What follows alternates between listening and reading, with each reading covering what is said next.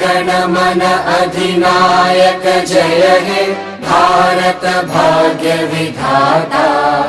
पंजाब सिंध गुजरात मराठा द्राविड उत्कल बंगा, विंध्य हिमाचल यमुना गंगा उच्चल जलधि तरंगा। तव शुभ नामे जागे, तव शुभ आशीष मांगे, गाहे तव जय गाथा। जन गण मंगलदायक जय हे भारत भाग्य विधाता। जय हे जय हे जय हे, जय जय जय जय हे।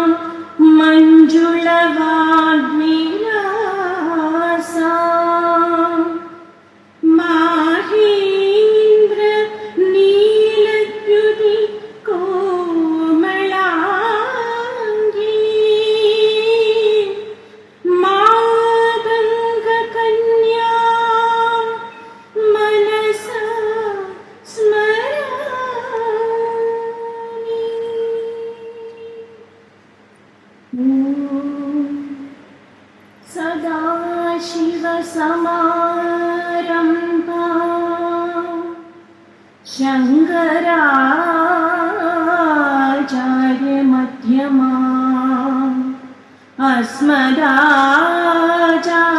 पर्यन्ता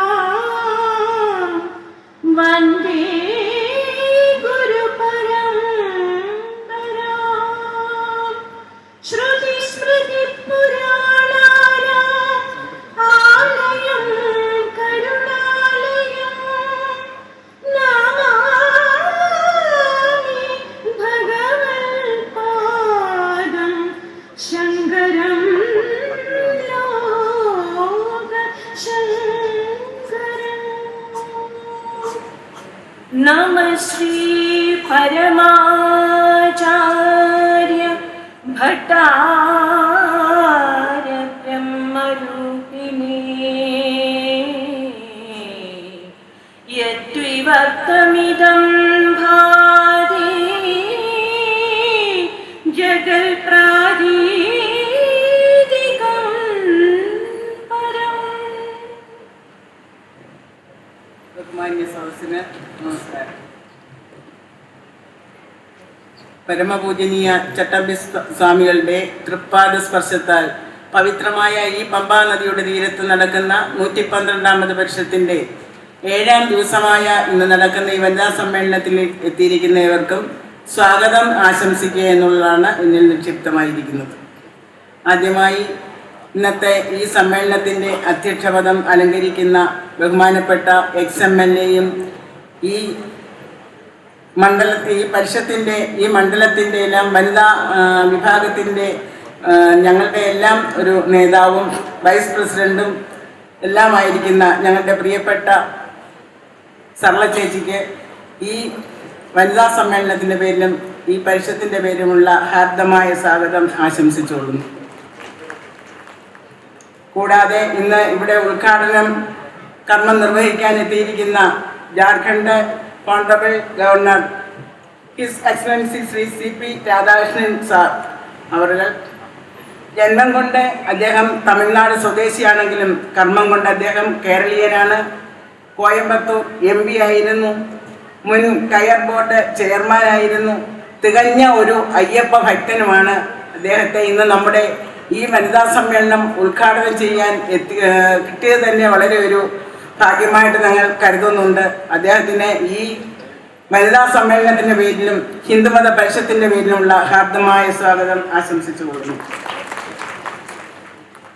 ഇന്ന് ഇവിടെ പ്രഭാഷണം നടത്താൻ എത്തിയിരിക്കുന്ന ഇന്ദുലേഖ ജി നായർ വനിതാ ശാക്തീകരണം ആധുനിക ഭാരതത്തിൽ എന്ന വിഷയത്തിൽ പ്രഭാഷണം നടത്താൻ ഇവിടെ എത്തിയിരിക്കുന്ന Shrimati Indulekha Nair Thalayolaparambu Devaswom board college associate പ്രൊഫസറാണ്. ആ പ്രിയപ്പെട്ട സഹോദരിക്കും ഈ വനിതാ സമ്മേളനത്തിൻ്റെ പേരിലും അതേപോലെ തന്നെ നമ്മുടെ ഈ ഹിന്ദുമത പരിഷത്തിൻ്റെ പേരിലും ഉള്ള ഹാർദമായ സ്വാഗതം ആശംസിക്കുന്നു. പിന്നീട് ഇവിടെ അതേപോലെ പ്രഭാഷണം നടത്താൻ എത്തിയിരിക്കുന്നത് പ്രിയപ്പെട്ട സഹോദരി കൃഷ്ണപ്രിയ, ബാലഗോകുലം സംസ്ഥാന സഹ ഭഗിനി പ്രമുഖയാണ്, സംസ്കൃത അധ്യാപികയാണ്. ഈ നിലകളിൽ സേവനം അനുഷ്ഠിക്കുന്ന സ്ഥലം ആലപ്പുഴ തുറവൂർ എന്ന സ്ഥലത്താണ്. അവിടെ നിന്ന് നമ്മുടെ ഈ സമ്മേളനത്തിൽ പങ്കെടുക്കാൻ നമ്മുടെ ക്ഷണം സ്വീകരിച്ച് ഇവിടെ എത്തിയിരിക്കുന്ന വ്യക്തിത്വമാണ്. ആ സഹോദരിക്കും ഈ പരിഷത്തിൻ്റെ പേരിലും വനിതാ സമ്മേളനത്തിൻ്റെ പേരിലുള്ള ഹാർദമായ സ്വാഗതം ആശംസിച്ചു.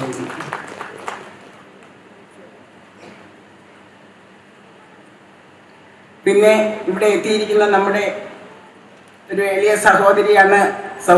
എളിയ സഹോദരി എന്ന് പറഞ്ഞാലും ഒരു വലിയ നിലയിലുള്ള നമുക്കെല്ലാവർക്കും ഒരുപക്ഷെ സുപരിചിതയായിരിക്കും.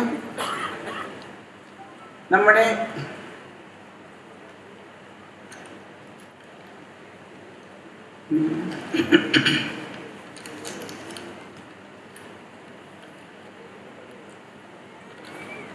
വനിതാ ശാക്തീകരണം ആധുനിക ഭാരതത്തിൽ എന്ന വിഷയത്തിൽ പ്രഭാഷണം നടത്താൻ ഇവിടെ എത്തിയിരിക്കുന്നതാണ്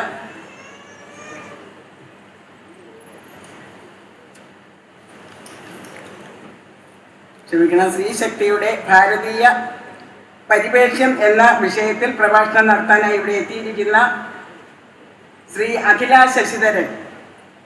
ആ വ്യക്തിത്വം ഒരു സിനിമാ താരമാണ്, അതിലുപരി ഒരു ക്ലാസിക്കൽ ഡാൻസർ കൂടിയാണ്. ശ്രീമതി അഖില ശശിധരനെ ഈ സമ്മേളനത്തിൻ്റെ പേരിലും ഈ ഹിന്ദുമത മഹാമണ്ഡലത്തിൻ്റെ പേരിലുള്ള ഹാർദമായ സ്വാഗതം ആശംസിച്ചുകൊള്ളുന്നു.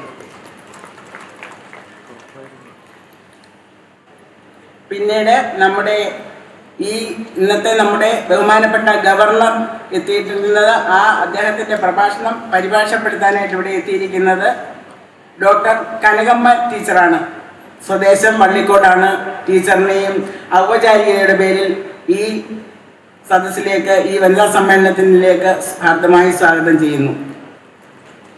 പിന്നെ വേദിയിലിരിക്കുന്ന ഞങ്ങളുടെ ഈ മണ്ഡലത്തിൻ്റെ ഈ പരിഷത്തിൻ്റെ എല്ലാം അമരക്കാരനായി ഞങ്ങളെ നയിക്കുന്ന, ഞങ്ങൾക്ക് വേണ്ട നിർദ്ദേശങ്ങൾ മാർഗനിർദ്ദേശങ്ങൾ എല്ലാം നൽകി ഞങ്ങളെ നയിക്കുന്ന ഞങ്ങളുടെ ബഹുമാനപ്പെട്ട ഹിന്ദുമത മഹാമണ്ഡലത്തിൻ്റെ president Shri PS Nair sir അവர்களാണ്.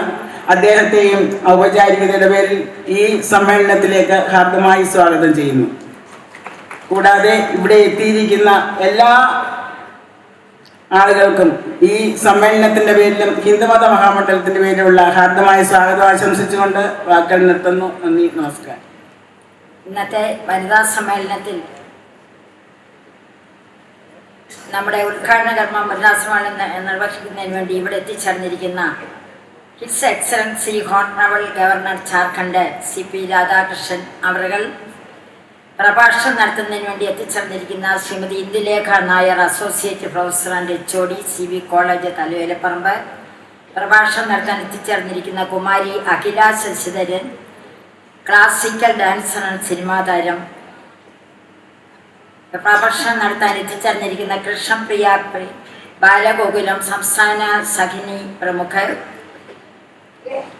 സ്വാഗതം ആശംസിച്ച Shrimati Ratnamma V Pillai, executive committee അംഗം ഹിന്ദുമത മഹാമണ്ഡലം, കൃതജ്ഞത പ്രകാശിപ്പിക്കുന്ന Shrimati Radha S Nair, executive committee അംഗം ഹിന്ദുമത മഹാമണ്ഡലം, നമ്മുടെ എല്ലാം ആരാധ്യനായ ഹിന്ദുമത മഹാമണ്ഡലത്തെ എല്ലാവരെയും ഒരുമിച്ച് നയിച്ചുകൊണ്ടിരിക്കുന്ന നമ്മളെ ഏറ്റവും പ്രിയങ്കരനായ പ്രസിഡന്റ് ആരാധ്യനായ ശ്രീ PS നായർ സാർ അവറുകൾ, അതുപോലെ തന്നെ ഹിന്ദുമത മഹാമണ്ഡലത്തിൻ്റെ ജനറൽ സെക്രട്ടറി വിക്രമൻ പിള്ള അവറുകൾ, ട്രഷറർ ആയിട്ട് പ്രവർത്തിക്കുന്ന സോമനാഥൻ നായർ സാർ അവറുകൾ, വൈസ് പ്രസിഡന്റായിട്ട് പ്രവർത്തിക്കുന്ന അഡ്വക്കേറ്റ് ഹരിദാസ് അവറുകൾ, ജോയിന്റ് സെക്രട്ടറിമാരായ അഡ്വക്കേറ്റ് രാജഗോപാൽ അവറുകൾ, അതുപോലെ അനിരാജ് ഐക്യര അവറുകൾ, 90ഓളം വരുന്ന എക്സിക്യൂട്ടീവ് ജനറൽ കമ്മിറ്റി അംഗങ്ങൾ ഉൾപ്പെടുന്ന ആരാധ്യരായ സഹോദരി സഹോദരന്മാർ, അതുപോലെ നമ്മുടെ ബാലഗോകുലത്തിൻ്റെ പ്രവർത്തകർ,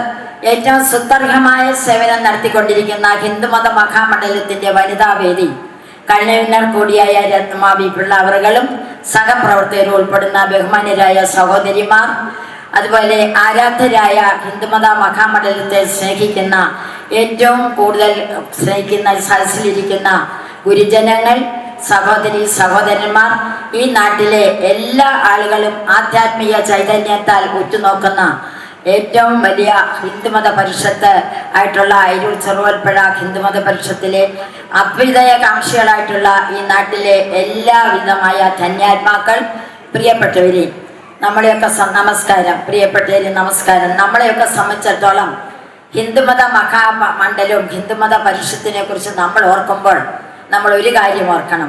പരമഭട്ടാരക ചട്ടമ്പിസ്വാമി തിരുവടികളുടെ പാദസ്പർശമേറ്റ തോട്ടാവള്ളിൽ കുടുംബത്തിൽ ജനിച്ച് 10-66 വർഷക്കാലത്തോളം ഹിന്ദുമത മഹാമണ്ഡലത്തെ നയിക്കുകയും അതിനുവേണ്ടി എല്ലാ പ്രവർത്തനങ്ങളും ചെയ്തുകൊണ്ടിരുന്ന ആരാധ്യനായ നമ്മളെ വിട്ടുപിരിഞ്ഞു പോയ പ്രസിഡന്റ് ഉപേന്ദ്രനാഥ് കുറുപ്പ് സാർ അവരുടെ പാതാരവിന്ദങ്ങൾ പ്രണാമം അർപ്പിക്കുകയും അദ്ദേഹത്തിൻ്റെ ഓർമ്മയ്ക്ക് നമോഭാഗം അർപ്പിക്കുകയും ചെയ്യുന്നു.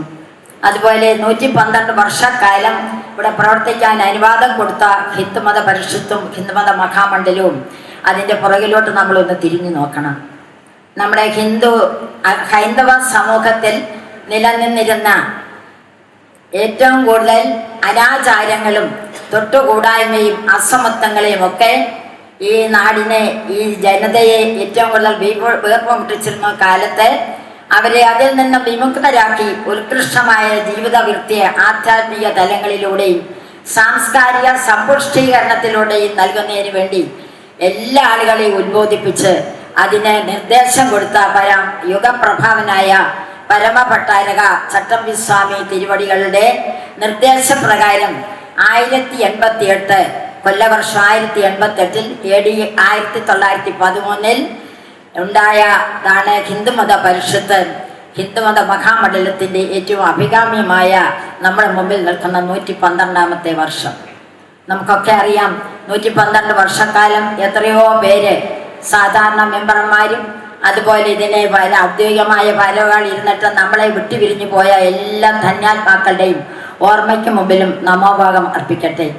നമ്മുടെ ഈ നാടിനെ കുറിച്ച് പറയുമ്പം ആധ്യാത്മികത എല്ലാവർക്കും നമ്മൾ മനസ്സിൽ കൊണ്ടു നടക്കുന്ന മാത്രമല്ല, ഭക്തി എന്ന് പറയുന്നത് ഒരിക്കലും ബാഹ്യമായ ചടങ്ങല്ല. അതാണ് ചട്ടമ്പിസ്വാമി തിരുവടികൾ ഉദ്ബോധിപ്പിച്ചത്.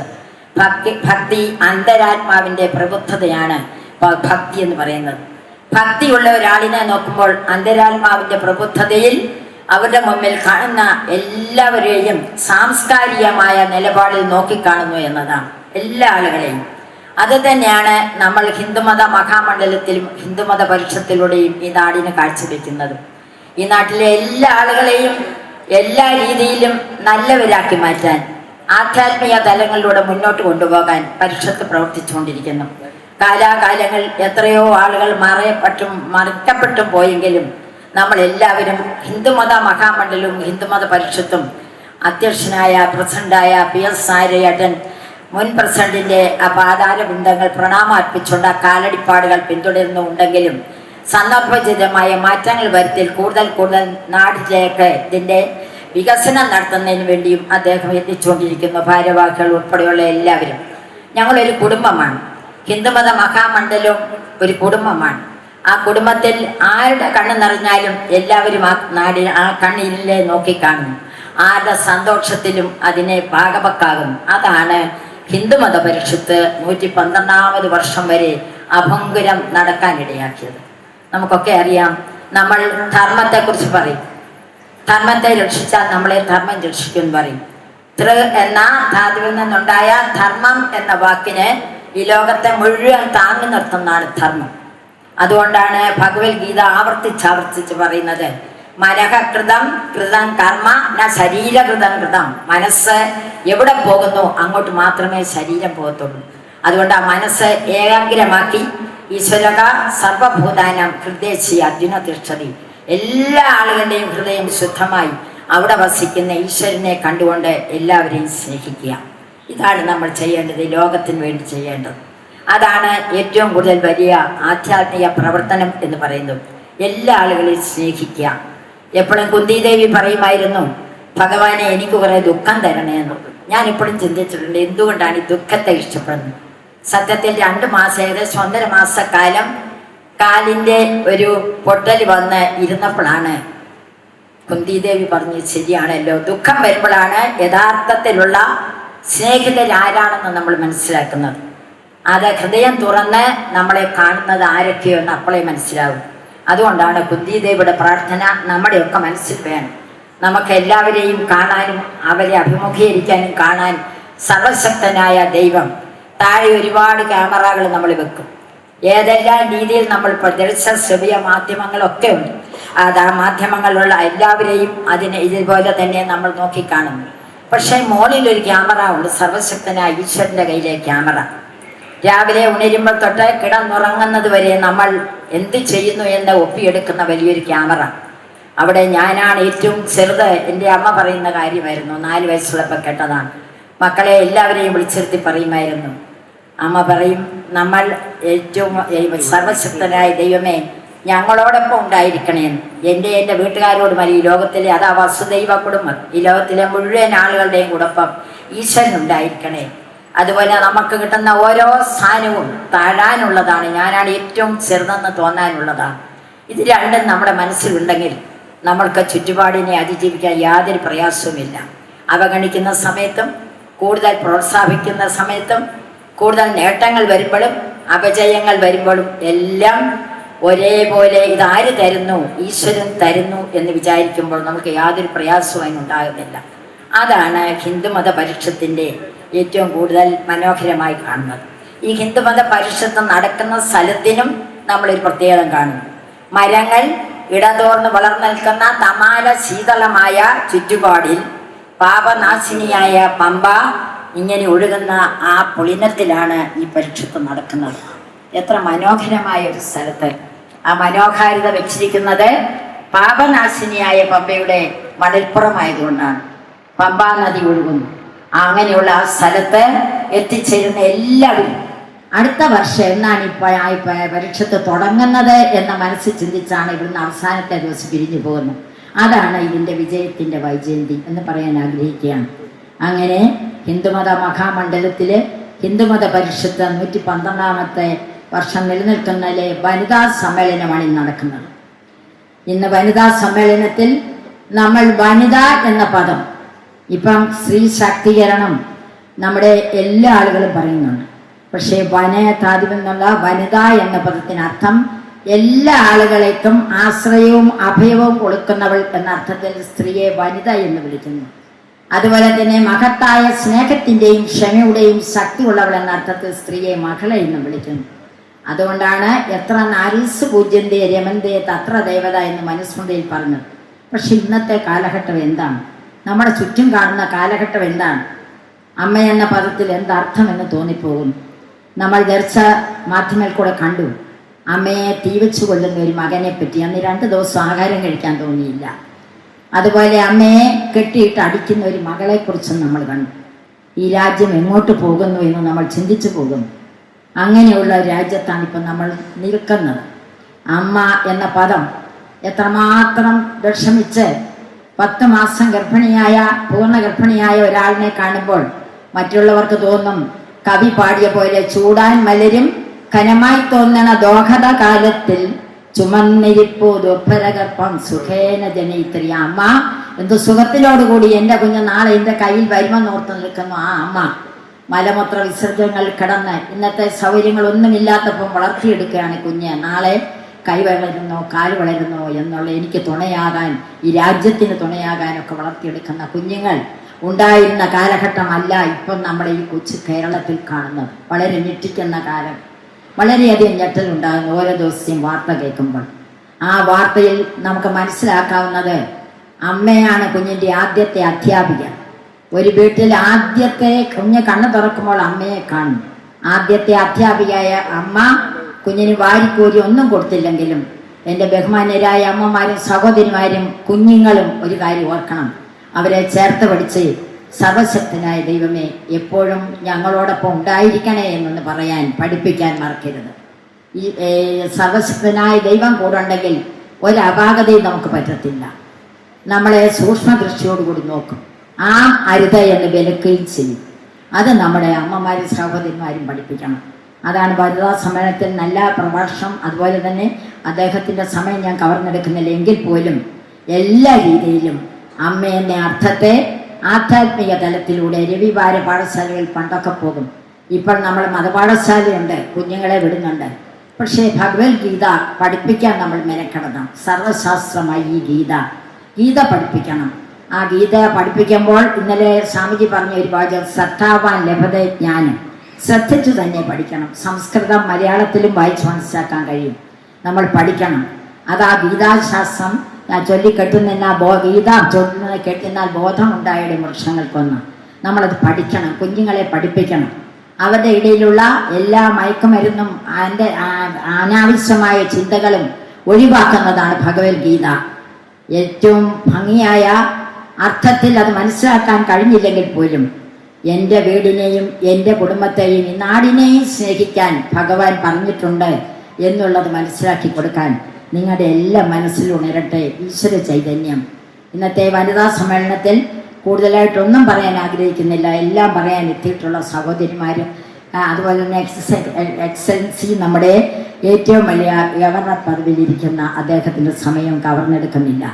അങ്ങനെ ഇന്നത്തെ ഈ വനിതാ സമ്മേളനം ഏറ്റവും കൂടുതൽ നന്നാക്കാൻ ഇവിടെ എത്തിച്ചേർന്നിരിക്കുന്ന എല്ലാ ആളുകൾക്കും സഹോദരന്മാർക്കും ഗുരുജനങ്ങൾക്കും എല്ലാം പരമഭട്ടാരക ചട്ടമ്പി സ്വാമി തിരുവടികൾ പറഞ്ഞ ഉത്കൃഷ്ടമായ ഒരു ജനതയെ ആധ്യാത്മികതയോടും സാംസ്കാരിക സമ്പുഷ്ടീകരണത്തോടുകൂടി ഉണ്ടാക്കാൻ ഹിന്ദുമത പരിഷത്ത് നടക്കുന്ന എല്ലാ പ്രവർത്തനങ്ങളിലും അതിൻ്റെതായ നിങ്ങളുടെയായ എളിമയായ സഹായ സഹകരണങ്ങൾ ഭാവിയിലുമുണ്ടായി ഇത് ലോകത്തിലെ ഏറ്റവും വലിയൊരു പരിഷത്തായി മാറാൻ ഭഗവത് സാന്നിധ്യത്തോടുകൂടി ഭഗവാന്റെ തൃപ്പാദങ്ങൾ അപേക്ഷിച്ചുകൊണ്ട് എല്ലാവരുടെയും സർവശക്തനായ ഈശ്വര കാത്തുരക്ഷിക്കണേ എന്ന പ്രാർത്ഥനയോടുകൂടി എൻ്റെ വാക്കുകൾ നിർത്തട്ടെ. നമസ്കാരം.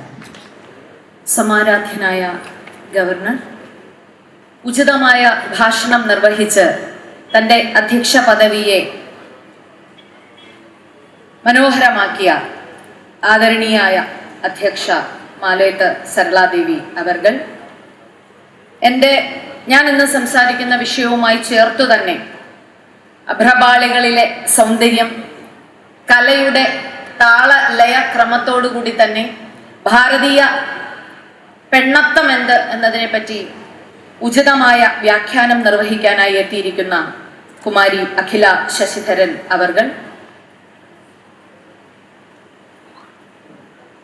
ചട്ടമ്പി സ്വാമികളുടെ പിള്ളത്താലോലിപ്പ് എങ്ങനെയാണ് അമ്മയെയും കുഞ്ഞിനെയും തമ്മിലുള്ള ബാന്ധവം, അവരുടെ ചേർച്ച കുടുംബങ്ങളെ ഊഷ്മളമാക്കുന്നത് എന്നത് പ്രതിപാദ്യ വിഷയമായി ഇവിടെ നാമുമായി സംവദിക്കുന്ന സമാരാധ്യയായ കൃഷ്ണപ്രിയ അവർകൾ, വേദിയിലെ മറ്റ് വിശിഷ്ട വ്യക്തിത്വങ്ങളെ, സദസ്സിലെ ബഹുമാന്യരെ, പ്രിയമുള്ളവരെ, 112 ഒരു ചെറിയ സംഖ്യയല്ല. ആ സംഖ്യയുടെ മഹത്വം ഹിന്ദു മഹാസമ്മേളനത്തിന്റെ വാർഷികം എന്നതിനേക്കാളും അപ്പുറം ഭാരതീയ പൈതൃകവുമായി ഞാനൊന്ന് കൂട്ടിച്ചേർക്കുന്നത് അർദ്ധനാരീശ്വര പ്രതീകമായ സാക്ഷാൽ പരമശിവനും ഉമയ്ക്കും ചേർത്തു പിടിക്കാവുന്ന തരം ഒരു കഥ പറഞ്ഞുകൊണ്ടാണ്. ശ്രീ പരമേശ്വരന്റെ ഏറ്റവും കേമിയായിട്ടുള്ള ശിഷ്യയെ അദ്ദേഹത്തിന്റെ ഭാര്യ കൂടിയായിരുന്നു. ഇത് ഭാരതത്തിലും നമ്മുടെ പൈതൃകത്തിലും ദർശിക്കാൻ സാധിക്കുന്ന അനുപമ സൗന്ദര്യമാണ്. പറഞ്ഞു കൊടുക്കുക, കേട്ട് പഠിക്കുക, ചോദ്യോത്തരങ്ങളിലൂടെ മനസ്സിൽ തന്നെ വിശകലനം ചെയ്യുക, ഇത്തരം ഒത്തുചേരലുകളിലെല്ലാം കേൾക്കുന്ന ശ്രവണത്തിൽ നിന്ന് മനന തലത്തിലേക്ക് പോയിട്ട് ഒടുവിൽ ധ്യാന നിമഗ്നമായ മനസ്സോടെ സമാധിയിൽ എത്തിച്ചേരുക, പരമ്പൊരുളിനെ തിരിച്ചറിയുക. ആ ചൈതന്യം ഇത് തന്നെ അഹം ബ്രഹ്മം എന്ന തിരിച്ചറിവുണ്ടാക്കാൻ വേണ്ട പ്രചോദനമാണ് ഇത്തരം കൂട്ടായ്മകൾ എന്ന് ഞാൻ വിശ്വസിക്കുന്നു. അതുകൊണ്ട് ശ്രീ പരമേശ്വരന്റെ അടുക്കലേക്ക് സപ്തർഷികൾ വന്ന് മോക്ഷത്തിന്റെ മാർഗങ്ങൾ ചോദിച്ചപ്പോൾ അദ്ദേഹം പറഞ്ഞുകൊടുത്ത മോക്ഷമാർഗങ്ങളുടെ എണ്ണം 112. 112 മാർഗങ്ങൾ സപ്തർഷികൾക്ക് ഓതിക്കൊടുത്തപ്പോൾ തൊട്ടടുത്ത് സ്നേഹിതയും ചേർച്ചയോടുകൂടി തന്നെ നിൽക്കുന്ന ഒരുപാട് ജന്മങ്ങൾ കൊണ്ട് ഉപാസന രൂപത്തിൽ തന്നെ ഭഗവാനെ സ്വായത്തമാക്കിയ ഭാര്യയും ശ്രീ പാർവതീ ദേവിയും ഉണ്ടായിരുന്നു. പാർവതീ ദേവി കേട്ടു പഠിച്ച പാഠങ്ങൾ ഭഗവാനിൽ നിന്ന് സ്വായത്തമാക്കിയിട്ട് തന്റെ ജീവിതം കൊണ്ട് അനുവർത്തിച്ച് അത് കാട്ടിക്കൊടുത്ത് തിരിച്ചു വന്ന പാർവതീ ദേവിയെ അടുക്കലേക്ക് വന്ന ഭഗവാൻ തന്റെ മടിമേലിരുത്തിയെന്നും കൈകൾ കൊണ്ട് ചേർത്തു പിടിച്ചിട്ട് ആലിംഗന നിബദ്ധരായി തന്നിലേക്ക് അടുപ്പിച്ച് അവളും താനും ഒന്നാണ് എന്ന ഗംഭീരമായിട്ടുള്ള തത്വം വെളിവാക്കുമാറ് അർദ്ധനാരീശ്വരം എന്ന സങ്കല്പമുണ്ടായി എന്ന് ചരിത്രം അഥവാ മിത്ത്. ഇത് നമ്മെ പഠിപ്പിക്കുന്ന ഗംഭീരമായ പാഠം ഈ വേദികളിലെല്ലാം സനാതനധർമ്മ വിശ്വാസികൾ ഒത്തുചേരുമ്പോൾ ഈ വേദിയെ ധന്യമാക്കുന്ന വനിതാ സമ്മേളനങ്ങൾ വനിതകൾക്ക് മാത്രമുള്ളതല്ല, മറിച്ച് ഓരോ വനിതയുടെ ഉള്ളിലും ഒരു പുരുഷനുണ്ടെന്നും എല്ലാ പുരുഷനെയും പ്രബുദ്ധമാക്കുന്നത് അവന്റെ ഉള്ളിലെ പെണ്ണത്തം തന്നെയാണെന്നും ആണും പെണ്ണും രണ്ടല്ല, തമ്മിൽ ചേർച്ചയോടുകൂടി തന്നെ നിൽക്കേണ്ടതുണ്ട് എന്ന് കൃത്യമായി ലോകത്തിന് ബോധ്യമാക്കി കൊടുത്ത സനാതനധർമ്മ വിശ്വാസത്തിൽ സനാതനധർമ്മത്തിന്റെ ഒരു പരിഷത്തിൽ എത്തിച്ചേരുമ്പോൾ ആദ്യമായാണ് ചെറുകോൽപ്പുഴയുടെ ഈ മഹത് മണ്ണിൽ സംബന്ധിക്കാൻ എനിക്ക് ഭാഗ്യം ലഭിക്കുന്നത്. അത് 112ാമത്തെ ആയത് എന്റെ ഭാഗ്യം എന്ന് ഞാൻ മനസ്സിൽ വിചാരിക്കുന്നു. അതിനുമൊക്കെ അപ്പുറം തന്റെ വേദാധികാര നിരൂപണത്തിലൂടെ ആണും പെണ്ണും എങ്ങനെയെന്നും പെണ്ണിന് അറിവ് നിഷേധിക്കപ്പെടാൻ പാടില്ല, അറിവ് ചേർത്ത് പിടിക്കേണ്ടതുണ്ട് എന്നും വേദങ്ങൾ എന്ന അറിവിന്റെ മുത്തുകൾ ഇഷ്ടം മാതിരി തന്നെ കേവലമായി തന്നെ സ്ത്രീകളിലേക്ക് വ്യാപരിക്കേണ്ടതുണ്ട് എന്ന് പറഞ്ഞ് പഠിപ്പിച്ച ഗംഭീരനായിട്ടുള്ള ആചാര്യന്റെ പാദസ്പർശമേറ്റ സംഘടനയുടെ കീഴിൽ നിന്ന് അദ്ദേഹത്തിന്റെ സംഘാടക പാടവത്വം ദർശിതമായ വേദിയും ഇന്നൊരു വനിതാ സമ്മേളനത്തിനെ കൊണ്ടാടുന്നതിലുള്ള എന്റെ സായുജ്യവും രേഖപ്പെടുത്തിക്കൊണ്ട് തുടക്കട്ടെ. എന്റെ വിഷയം ഭാരതത്തിലെ ആധുനിക സ്ത്രീ സങ്കല്പം എന്നാണ്. ഈ സ്ത്രീ സങ്കല്പത്തിൽ അടുത്ത ദിവസം, കഴിഞ്ഞ ഒരു ദിവസം പത്രത്താളുകൾ ഒന്ന് മറിച്ചപ്പോൾ, 2 ദിവസം മറ്റോ ആയിട്ടുള്ളൂ, പത്രത്താളുകൾ മറിച്ചപ്പോൾ അത്ഭുതം തരുന്ന ഒരു വാർത്തയുണ്ടായി. ഭാരതത്തിൽ മാത്രമാണ് ലോകമെമ്പാടുമുള്ള പൈലറ്റുമാരുടെ എണ്ണം എടുക്കുമ്പോൾ അതിൽ വനിതാ പൈലറ്റുമാരുടെ എണ്ണത്തിൽ മുൻപന്തിയിൽ നിൽക്കുന്ന ലോകത്തെ എല്ലാ രാഷ്ട്രങ്ങളെയും പിന്നിലാക്കിക്കൊണ്ട് നമ്പർ 1 ആയിട്ട് നിൽക്കുന്നത് ഭാരതമാണ്, നമ്മുടെ രാഷ്ട്രമാണ്. ഇവിടത്തെ പെണ്ണിന്റെ സ്ഥാനം അന്ന് എങ്ങനെയായിരുന്നോ അതുപോലെ പ്രോജ്വലിതമായി ഇന്നിലേക്ക് മടക്കിക്കൊണ്ടുവരാൻ നമ്മുടെ സാമൂഹിക രാഷ്ട്രീയ നിലപാടുകൾ, സാമൂഹിക ബോധങ്ങൾ, രാഷ്ട്രീയ ഐക്യങ്ങൾ, പ്രബുദ്ധത എന്നെയും നിങ്ങളെയും എങ്ങനെ ശക്തിപ്പെടുത്തുന്നു എന്നതിന് നിദാനമായിട്ട് ഈ ഒരൊറ്റ പത്ര കട്ടിങ് ഞാൻ മനസ്സിൽ സ്വീകരിച്ചു.